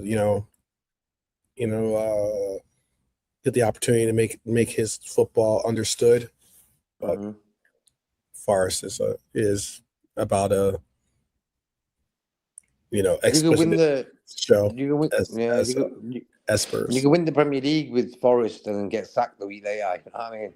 That their owner is he's very, very weird when it comes to those kinds of decisions. All right, I'm not going to play the sound bite, but Ryan Gravenberch. I thought he was decent in the midfield, to be honest with you. He used his long strides on a couple of different opportunities. He was able to, try to progress the ball through the midfield to the final third very, very effectively. I gave Grav a 7. Yeah, same as I think he's probably one of our better players yesterday. Mm-hmm. He's very good in tight spaces and how he gets out of the situations. He's very good at that. He's improved his game in that way. But still, he should have probably been marking Richarlison in the last few minutes there. He should have been there, you know what I mean? So, yeah. Yeah. Yeah. That's the gamble you take by allowing for your DM to play a more offensive role. But the thing is, we don't play offensive football. This is what makes me laugh. Like, you want Gravenberch to be a more of an offensive player. We've got enough cooks there. Szoboszlai, Wirtz, Ekitike, Salah, they're all going to be running into each other. And it isn't like we play an attacking football under Slot. Where we bombard the opposition with quality shots and quality passing and quality whatever. So and that's the thing about Gravenberch. We do not need him to be an attacking player. Yeah, fair enough. If the pitch is opened up, fucking go for it. But don't make it your goal that I want to score goals and make assists when realistically we just need a guy to sit in front of Virgil van Dijk and to a level of Fabinho. It's as simple as that. Yeah, very simple. Very simple. Wow, so people gave 7s to him too. I thought maybe people would be a little more harsh against him, but no. He was sound. He was sound. Okay. All right. I'll do it then. There you go. All right. Then McAllister. Lost possession too often in advanced areas, just getting hacked like crazy in this game. I didn't really mind. I didn't mind his distribution, to be honest with you. I thought it was decent. Had some okay movement with the ball, but it's still not the level of Maka that we all want to see. I gave Maka a 6 in this game. I know that you said you were a little bit more critical of him, so go ahead. What was your rating for him? I'm going to give him a 3, bro. Oh, my God. Yeah. He's probably one of the worst games I've ever seen him play. He was non-existent. I don't know, man. I was really disappointed in him yesterday. I'll give him a 3. Are you having a laugh? Even distance says 3. Yeah, man's going with my numbers, bro. 3, 4. You gave him a 6, didn't you? I gave him a 6. Wow. Stop there, isn't it? Is that 3 for each half? Yeah, there you go. Maybe. Mac, I got a 3 from Dustin, a 4 from Jimmy.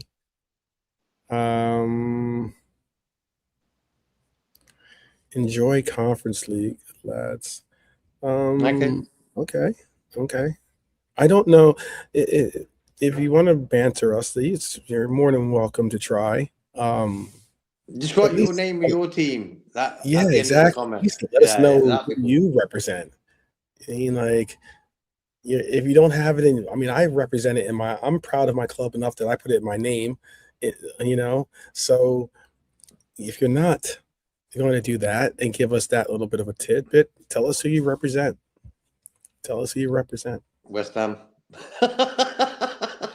Probably something stupid.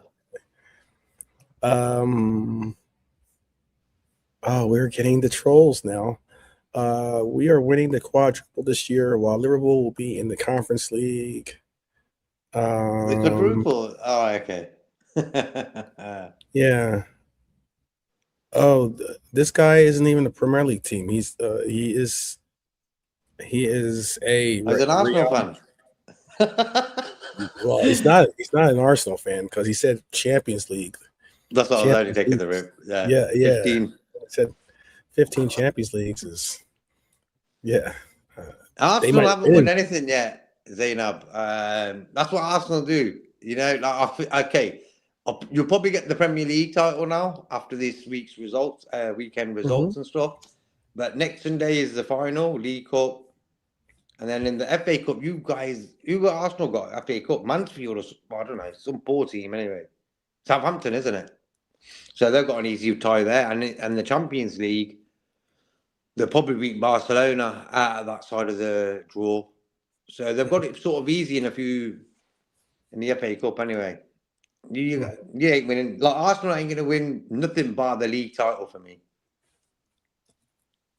Okay. We shall see where it goes. Funny if they keep losing now. Mm-hmm. Oh, big up Leverkusen if they do the work. They played well in that game. They should have won that game, by the way. They should have won. Well. I watched it actually. That wasn't even a penalty, bro. It wasn't. It wasn't. He dived. It was outright dive. We should call it Bollywood. Football's Bollywood. Bollywood. You know, what's the point of having VAR when guys can do that? I'll be disappointed if our player got a penalty just like that, where they've dived and stuff. I'm not a big fan of that. Mm-hmm. Agreed.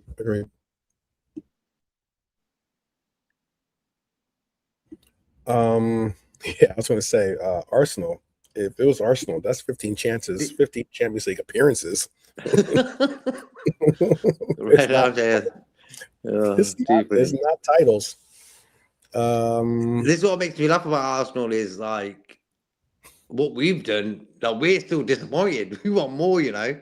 These guys haven't even won a Champions League title. We've got 6 of them. It's a big difference there. Even Man City have only got 1. Mm-hmm. So when you look at it, really, these teams are a joke. When was the last time Arsenal won a league title? Like 20 odd years, is it? Something like that? Yeah, something like that. Well, there you go. There's how many games left in the season? 7, 6, something like that. 7 games left in the season. So the most points that Arsenal can end up on is 91 points. Do I have to even go there? They're not going to win all 7 of the last games.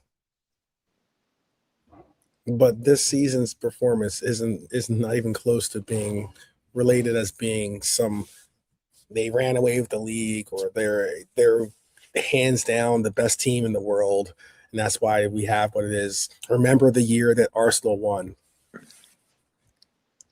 It's an interesting state, but you have to say Arsenal are they're the biggest non-winning club in the world, I would say. Mm-hmm. You know, like at least Man United have won 3 Champions Leagues and they've won 20 Premier League titles. They've got something in the bag there. Arsenal, they've got 13 league titles, is it? Something like that. Mm-hmm. They've got the most FA Cups, I know that. You know what? Zaina, is it Zaina or is Zainab? Zainab, yeah. Zainab. I just want to make sure I'm pronouncing it right. Don't be respectful. It's a very, very pretty name. How many Champions Leagues do you have in the last 30 years? 1 final. We'll wait. How many? 1 final, wasn't it? Against Barca, that's it. That's all they've had. Oh, you've had 1 final. Oh, wow. We had 3 in a row, didn't we, or something like that? Exactly. reaching finals for us is just like standards. That's like, you know what I mean? It's like getting to a final for Liverpool is what we do and stuff. And we either win it or lose it, you know what I mean? But Arsenal won final in all their history, and they're talking like they're Real Madrid, bro, of England. I know. Sorry. I know. And Sane AB, or is it Sane Ab? Sane Ab. Zainab with a Sane S. Ab. Sane Ab. Zainab. Yeah. Sane Ab. Sane Ab. Sane Ab. It's a very pretty name. Thank you for helping me pronounce it right.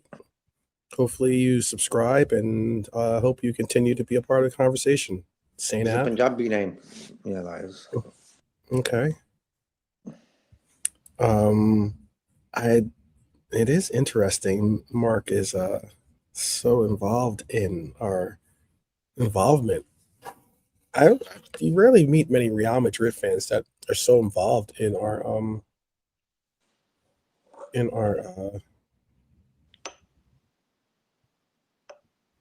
Yeah, I don't know. in Real our Madrid, results. they're not really great. Like last week they beat against Man City. Valverde just smashed them, didn't he? It'd be funny if City come back and beat them. Mhm.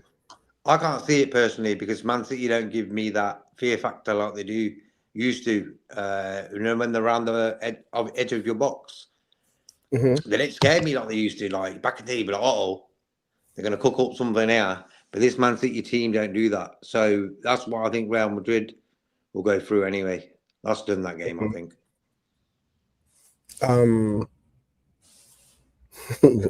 We've had it. That's why 12 months unique. It's a troll. It's Monday, It's probably troll. Leon Alante. Maybe it is. Maybe it Leon is. Alante thinking, you know what? I mean, My name's Mark. we're hearing it from Newcastle, by the way. Are they owners, bro? Don't you know? Yeah, they apparently, right? Wow. Hearing it from Newcastle, talking about last year's final. You know it's really, really poor settings if you're talking about last year. Wow, that's how it is, huh? Did we beat them twice this season, bro, in the league? Oh yeah, we did. I think we beat them twice this year. We beat them. Yeah, we did 3-2. 4-1. I mean, rarely ever lose to Newcastle, so that's why I'm just interested to see. I'm looking up to see. Actually, we beat them pretty handedly, I thought, at Anfield. Yeah, 4-1. 4-1, right? Yeah. Yeah. So we did let his hair down that day. Yeah. Oh, so that's why you're calling us your daddy. I got you. I understand. Understood. I just want to make sure I get that right.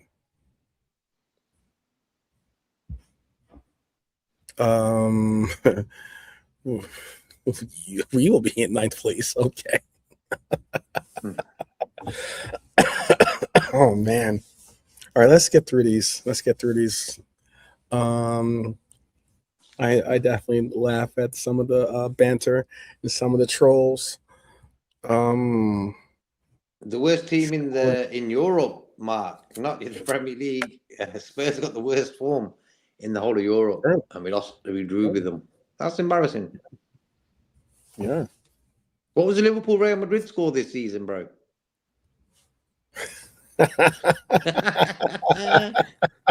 What was the Arsenal score? Remember the Arsenal game? I don't think Arsenal beat us this season, have they? Oh, no, they didn't. They haven't. For the best team in the world, or the best team in England, for Mr. 15 titles, Real Madrid, and for Mr. Who's Your Daddy, Newcastle, we've done a double over them. We've beaten Real Madrid. And we did Arsenal. and we've beaten Arsenal and haven't lost to Arsenal. All three of these teams. This is the worst season in years, this one. I know. This is our worst season in years. And all three of these teams that are trolling us have not beaten us. Yeah. So what's that say about your team? Yeah. Oh, my goodness. I said I was going to be calm. and demure. Oh man, funny stuff. Funny stuff. Shout out to those that are with us, trolls alike. Shout out to all of you for joining us. Hopefully you subscribe. Hopefully you continue to make us laugh with some of your your stuff. Oh man. So we done Gravenberch and McAllister, Szoboszlai. We got left Gakpo and Rio, yeah? Yeah. Yep. So let's rock and roll here. I want to be able to get to my lunch pretty soon. So let's just rock through them. So we did Gravenberch, we did McAllister, Florian Wirtz. For me. Oh. Yeah. I thought he had a good first half. I think his second half was poor. I would go as far as to say a 6.5 for him. Really? Okay. I'll give him a 5. First off, yeah, he was trying to get Rio in the game. That was one of the things he was giving him the ball quite a lot. So that was sound in that. And I think him and Rio were trying. That's what I like about Wirtz. He's the type of guy who will connect with any player. And you'll see in the game they'll be passing a lot to each other and that. But I just found yesterday he wasn't really at the races to do anything in that way. Okay, because he isn't playing with a striker. Everything in front of him is a different film when you're playing with Gakpo up top or with the Hugo up top. Hence why yesterday Wirtz wasn't really great because he didn't have that Ekatike in front of him, from my opinion. Mm-hmm. So I'll give him a 5. He needs to have a big game on Wednesday for us. Like, win. Like, beat Galatasaray through him. Like, you've seen in that phase of the season where we've got top results playing well, he's been sort of main part of that, scoring goals, assists and stuff like that. So it's a bit of a shame he got a bit of a back injury what game was it? The West Ham game, was it? Forest. He got injured in the warm-up, didn't he? And he was sort of on form before that. Mm-hmm. So, yeah, that sort of slowed him down a couple of games, isn't it? So, hopefully, now with the game he just had yesterday and the training and stuff, hopefully on Wednesday he just comes and just smashes it and put a bit of adrenaline in him. You know what I mean? If Richarlison could give Wirtz a bit of what he's got, Wirtz will be dangerous, bro. I think... Mm-hmm. I just wish sometimes Wirtz shows a bit of vigor and a bit of oomph. You know what I mean? He's a casual footballer. Okay, he works for him. Don't get me wrong, but I think if he put his foot down, he'll be something else. This guy, and that's what I would be doing if I was the manager of Liverpool now. I'd be thinking, okay, you played like the way you played. It's got you to where you are now. Let's improve on that, and that means a bit of acceleration in your game. Simple things like that, man. I don't know what Arne Slot does in his thinking, man. If I could individually talk to every player on how they can improve their game this season, I could do that, bro. No problem. I don't know why our coaching teams and manager can't do it. Or if they're doing it, how come they're not listening then? You know? Mm-hmm. Like telling McAllister, listen, McAllister, there's no need for you to run with the ball. You know? As much. Little tips like that, you know. Also, Hugo Ekatike, no need to drop into our half and stuff like this. Stay in the box, but at the same time, you're going to feed him if he's going to stay in the box. You know what I mean? So there's a lot of things going on in that way. But for me, yesterday, I'll go Gakpo. I'll give a 6. I'll give Gakpo a 6.5. I think he was sound. He was trying in that way of getting winning the ball back, defending. In that way, he had a top game. Attacking wise, not really there. You know what I mean? Yeah.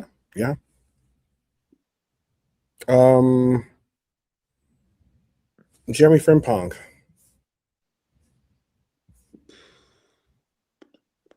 He was down 6. Okay. I gave him a 5. Cody Gakpo, Red Arm Chess Supporter gave him a 6. Yeah, I give him 6.5. Yeah, I'll give him a 6, actually. Mhm. I think he was, despite the fact of, yes, he didn't do what we wanted him to do, and that is score. I would go as far as to say that I thought he was really putting in. He knew that he had to play that false 9 role to the maximum, and he was putting in. He's putting in some decent work, Mhm. but just lacked possession in the final third. That one shot was poor, and probably could have put together something better with his other attempt. But Gakpo was decent, not great, but decent. Rio, possibly the man of the match for some, if not for most. I gave Rio an 8 yesterday.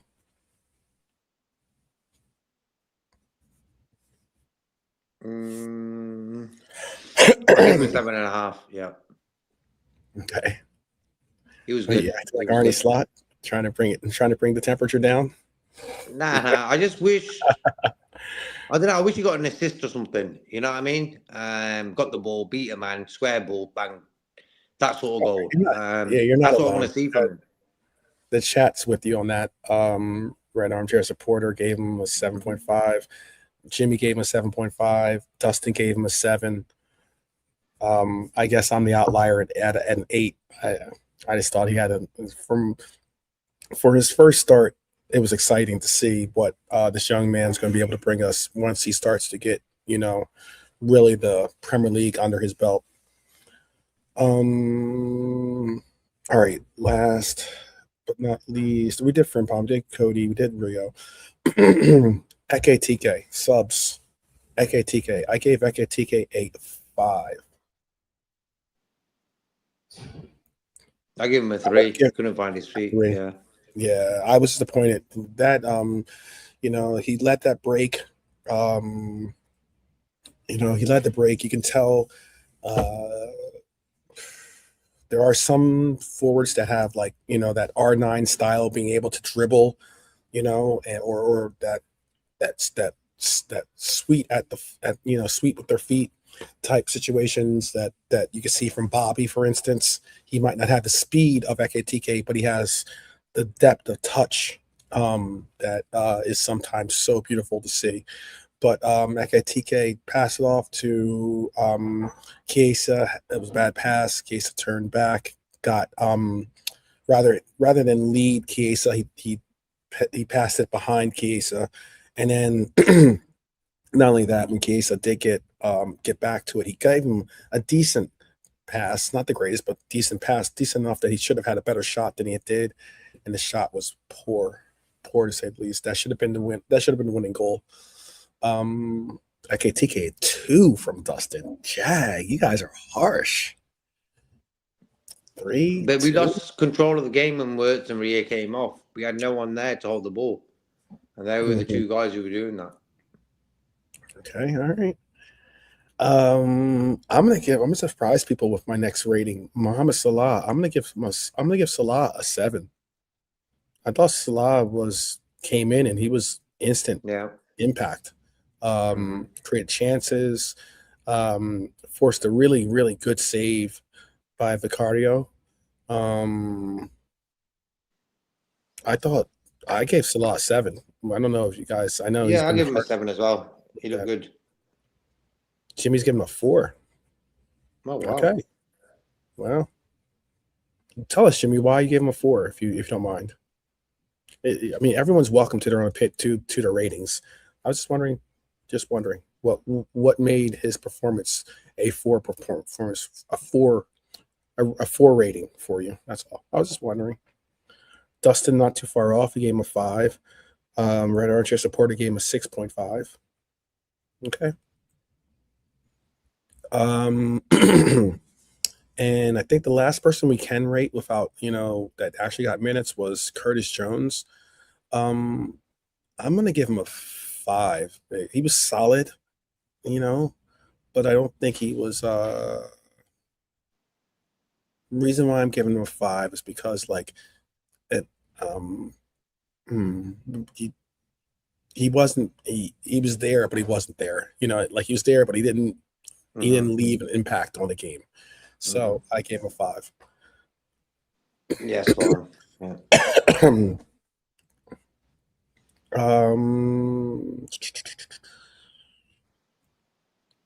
Arne Slot. Arne Slot.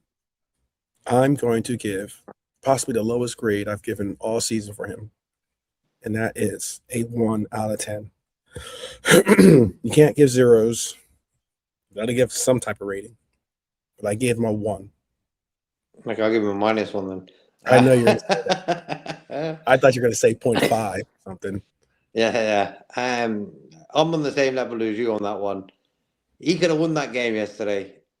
It's like, what's in his brain going into that game yesterday is mind-boggling, bro. You're playing the worst team in Europe. Okay? The facts are there. They've lost every game this manager's played in and managed. And all you got to do is turn up and do the same. And what do we do, bro? We gifted them a goal at the end again. Why? Because for some reason, our players think it's better that the opposition have the ball for the last 12 minutes of a game. They seem to have the ball more than we do. We're at home, bro. We're at home. And we're giving Tottenham the ball that many times at the end of a game. And we're 1-0 up. There you go. So is that instructions from the manager? Let them have the ball. We'll just defend it. What's going on right now? So I'm going to give Arne Slot a 1 as well, bro. Only because I can't give him a 0.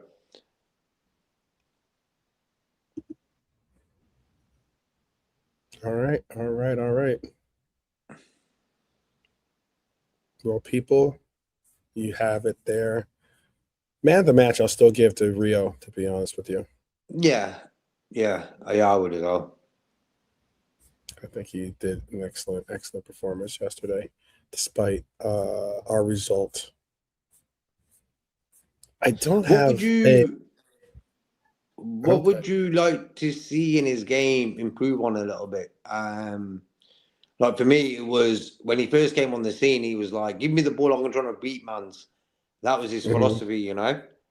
Slowly, you could see he's sort of improving his passing and trying to get a better teamwork into his game. What I would love to see him do is maybe shoot more. Because as soon as he's coming into the box, players are flapping it from touching him. Then he will do a 1-2 words or whatever. But for me, if he just pulls off a shady shot now and again, I think that'd be good for him. I want him to shoot more. That's the only thing I would say. I can say he can improve on. Just shoot a goal, bro. You've got no problems. Just have a go, man. You know what the thing is as well, Jimmy? It was 1-0 to us. And it was a few minutes left. And I was like, and I seen Chiesa on the bench. And I was like, damn, man, he ain't going to see no more minutes again. Unless we let a goal in, he'll probably come on for the last minute. It was just a joke I was saying to myself. And what happened, bro? We conceded. Next second, I look up. Who's on the pitch? Chiesa, bro. Chiesa was on the pitch. And I said, yo, I can't script this. And I'm writing this. I know exactly what the manager is going to do. What are you bringing on Chiesa? Bring on Chiesa. Start Chiesa. Tell Gakpo hit the bench. Start Rio, Chiesa, and Frimpong up top. You know? You're playing the worst team in Europe, bro. And for me, Chiesa could have started yesterday. He maybe would have had a good game. We don't know. But at the end of the day, when I've seen him come on for the last 30 seconds, I'm thinking he's probably pissed off. He has to shower again. You know what I mean? Oh, wow. I thought for a second I thought those pops, but because I saw the B, but it looked like a P. But that's the Kaffer won't leave on his own accord. He will not. It is not. It is his mess to fix, and I don't have a problem with like any good man. You should have the ability to fix your problem.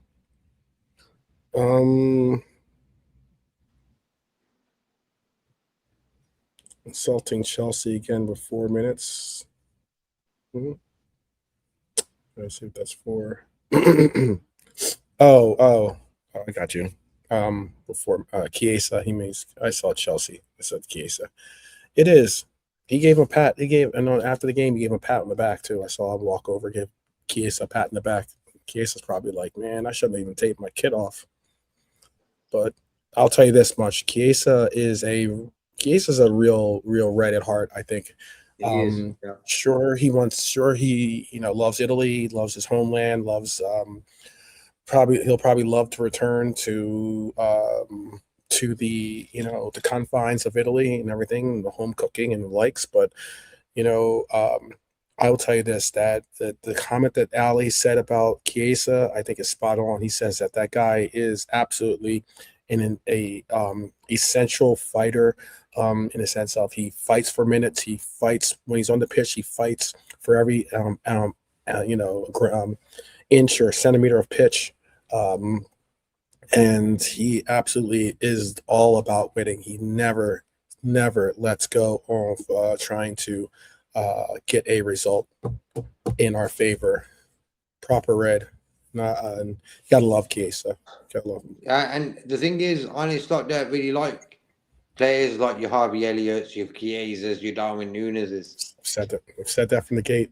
He likes the soulless players. He like when you look at the world of the work world of firms and stuff, they don't really want people in there who have got a bit of passion for the job, who are thinking about things to improve the business or whatever it is. And then the manager, they just want soulless robots who are going to just come in, do what the manager says, and fucking go home. And that's the way I see Arne Slot, bro. He wants machines running around in first, second gear football, first, second gear, and play football like that. And hence why people like Chiesa, Harvey Elliott are his worst nightmare in a weird way. Weird. Because without that soul, bro, what is music? What is football? Nothing. Yeah. Without soul. And for me, the one way you connect to Liverpool fans is through that soul way, that what Jurgen Klopp had. Arne Slot hasn't got that in his DNA. And even if he did, he ain't showing it. No. We can't judge him that he hasn't got it in him because he's been at the club long enough now. Show a bit of love, show a bit of warmth, show a bit of respect to the fucking players.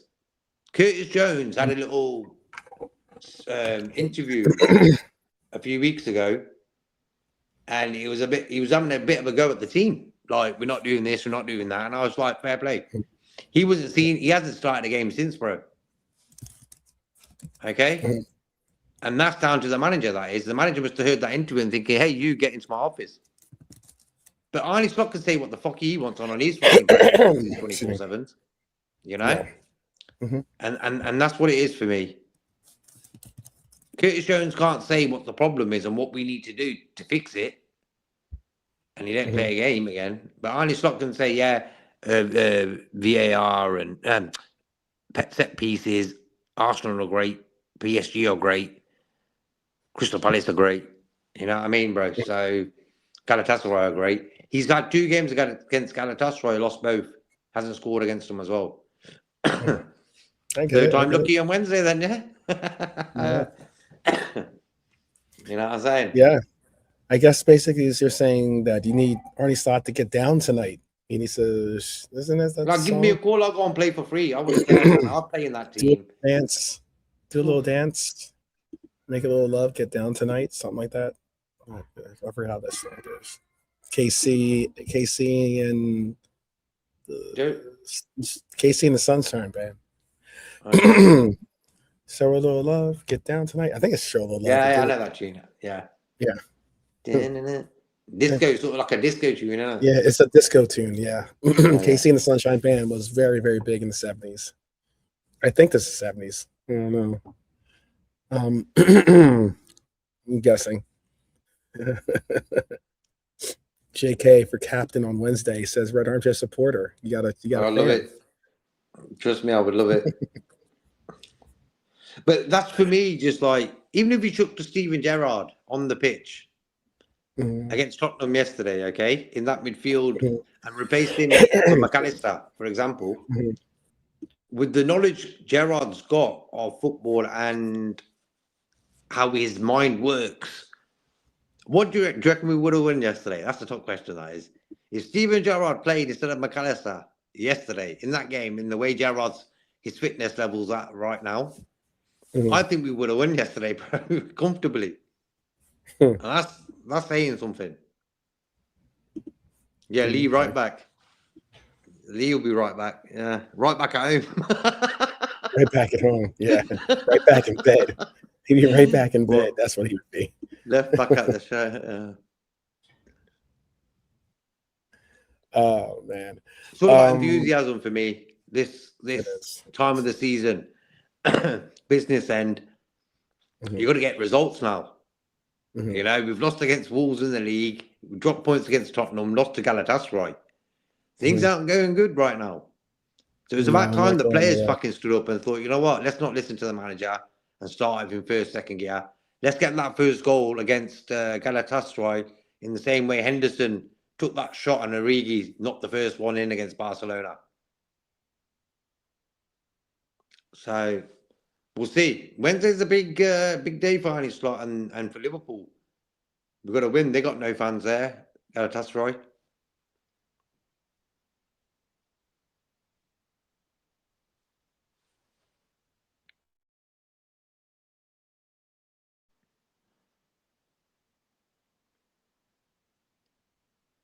I think you're on mute. Excuse me. I was trying to clear my throat too. We're gonna end the show here. I don't have a. I don't think I was looking for my moment of Zen, my Reds moment of Zen, but I couldn't find the. I thought I had the pictures ready, but I don't. No excuses Wednesday. I think the moment of Red Zen probably would have been the moment that the Arsenal, or excuse me, the Spurs coach came out, patted the guy on the I was dying thinking, of that. I was crying, bro.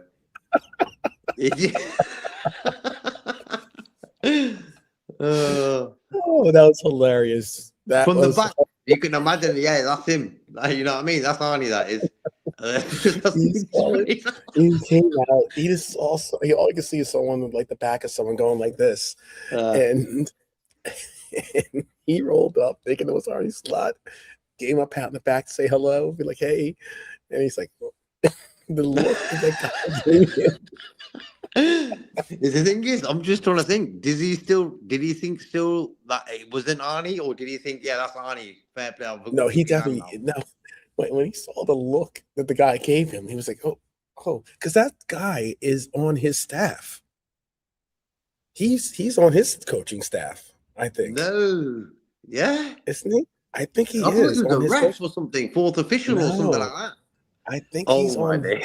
I think he's on Spurs coaching That's even staff, and that's funnier why now. he was like, surprised that he was like giving him a hello. I think he's on the Spurs coaching staff. I might be wrong. He's but I like, think bruv, I that's the sat next case. to you on the coach. What are you doing? I know. He's like, it's like, didn't you hire me?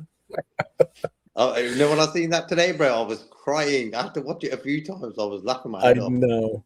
I That was know. too If funny. it wasn't a clip on television, I would show it because that clip had me rolling. I was like, oh my God. Wow. Arnie, that's the coach you lost to. A coach that doesn't even know who the hell you are from the that He is gave him a bad. hug because he thought, you know what, he's going to give me a point there. I'll give him a Yeah. hug now before the game. Yeah, exactly. Yeah, that Paolo Well, Sports Shop is so funny as well. I'll have to watch that. I saw the Oh, it's bloopers. I funny, haven't bro. It's seen. funny. I saw the bloopers for that segment. I didn't see the actual actual segment, but I'm gonna check it out. Happy St. Patrick's Day. Yes, to everyone out there.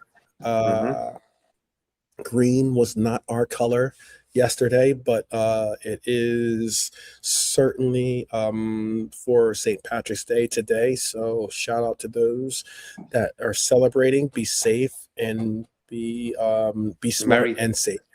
Just be merry, be smart, but be safe, and enjoy your day. And yeah, you want to say anything to the people before we let them go on to troll elsewhere or to go on and be proud Reds the way we should be always and forever? Yeah, big up the chat as always. It's good to have a laugh sometimes. Yesterday was a bit hectic today in the way the result Mhm, went, and everyone was doing shows, and it was like, God, it was mhm. madness. I think it's sort of calmed down a bit today, but this game on Wednesday is big, man. Normally, you'd be looking forward to this type of game. You know what I mean, bro? Mhm, But I'm not. mhm. I'm not looking forward to it like I used to look forward to it in that way of it's a Champions League tie, and for some reason, I just can't see our team clicking again. You know, Mhm. and I'm the one of those positive sort of fans where we could be losing 2-0. I'll be like, we're still going to win. You know, it's a bit delusional sometimes, but hey, it is what it is. We support Liverpool, you know. But so Wednesday, big game. So we'll probably maybe do a show tomorrow, a little preview of it, and then you've got a few games tomorrow as well. Maybe Leverkusen can do something good. That'd be so good, bro. If Leverkusen go and win there, that'd be good. That'd be so good. So good. So I good. would have preferred if they That didn't get would be that some penalty. sweet, some sweet Caroline. So Yeah, good. if the 1-0, if So they took good. the 1-0 there, it would have been sound. Oh, yeah. That would have been fantastic. But then again, we know how it is. Set People pieces, want to red call armchair, us, set yeah, pieces. see, people want to call us live our pool, yet, you know, Varsanel get some shady calls of their own. You So, know, quickly before we finish about VAR, yesterday I was watching the Villa game against United, and what happened was Watkins got sort of played through. And then first thinking, you're thinking, yeah, that's offside. He's gone into the box now with the ball, and the referee's blew. The linesman's put his flag up, and he sort of took a shot after the whistle blew. He's turned mhm, around now, and the referees showed him a yellow card. And then they showed the replay of it all, and guess what, bro? he's on He was probably sides. onside. He was onside. It was so close, you cannot put your flag up on that sort of situation. You just say, you know what, let it carry on. We'll have a look at it after. And I Mhm. realised yesterday's game, United's game, there was a few decisions in there dodgy. So that's what we're facing. We're back to the old days of Fergie's sort of decisions. Like, That's yeah, surprising. yeah, man. One little bit. So, I can't wait for that anyhow, game. United away. mhm. Bless up, Jimmy. Red armchair. Top lads. Top lads for sure. People in the chat, big up. Always stay up. We are going to be back tomorrow with a preview for that all important Wednesday matchup at home at Anfield against Galatasaray. I have engaged with some Galatasaray fans, surprisingly, Me too. and they are actually very up for this game. They know that that we are going through probably a very, very difficult time, and we could be for the taking. So hopefully we can prove them wrong. Hopefully we can get some other results fall in our favor in the sense of against our rivals. And yeah, look, keep your heads up, my friends. Keep your heads up. There's going to be trolls. There's going to be rivals. There's going to be banter. The whole likes ahead of us, but all the same, look back at them as champions, because that's what we are, champions, and know that we will never walk alone. We'll talk to you guys tomorrow, and until then, up the Reds. Take care, guys.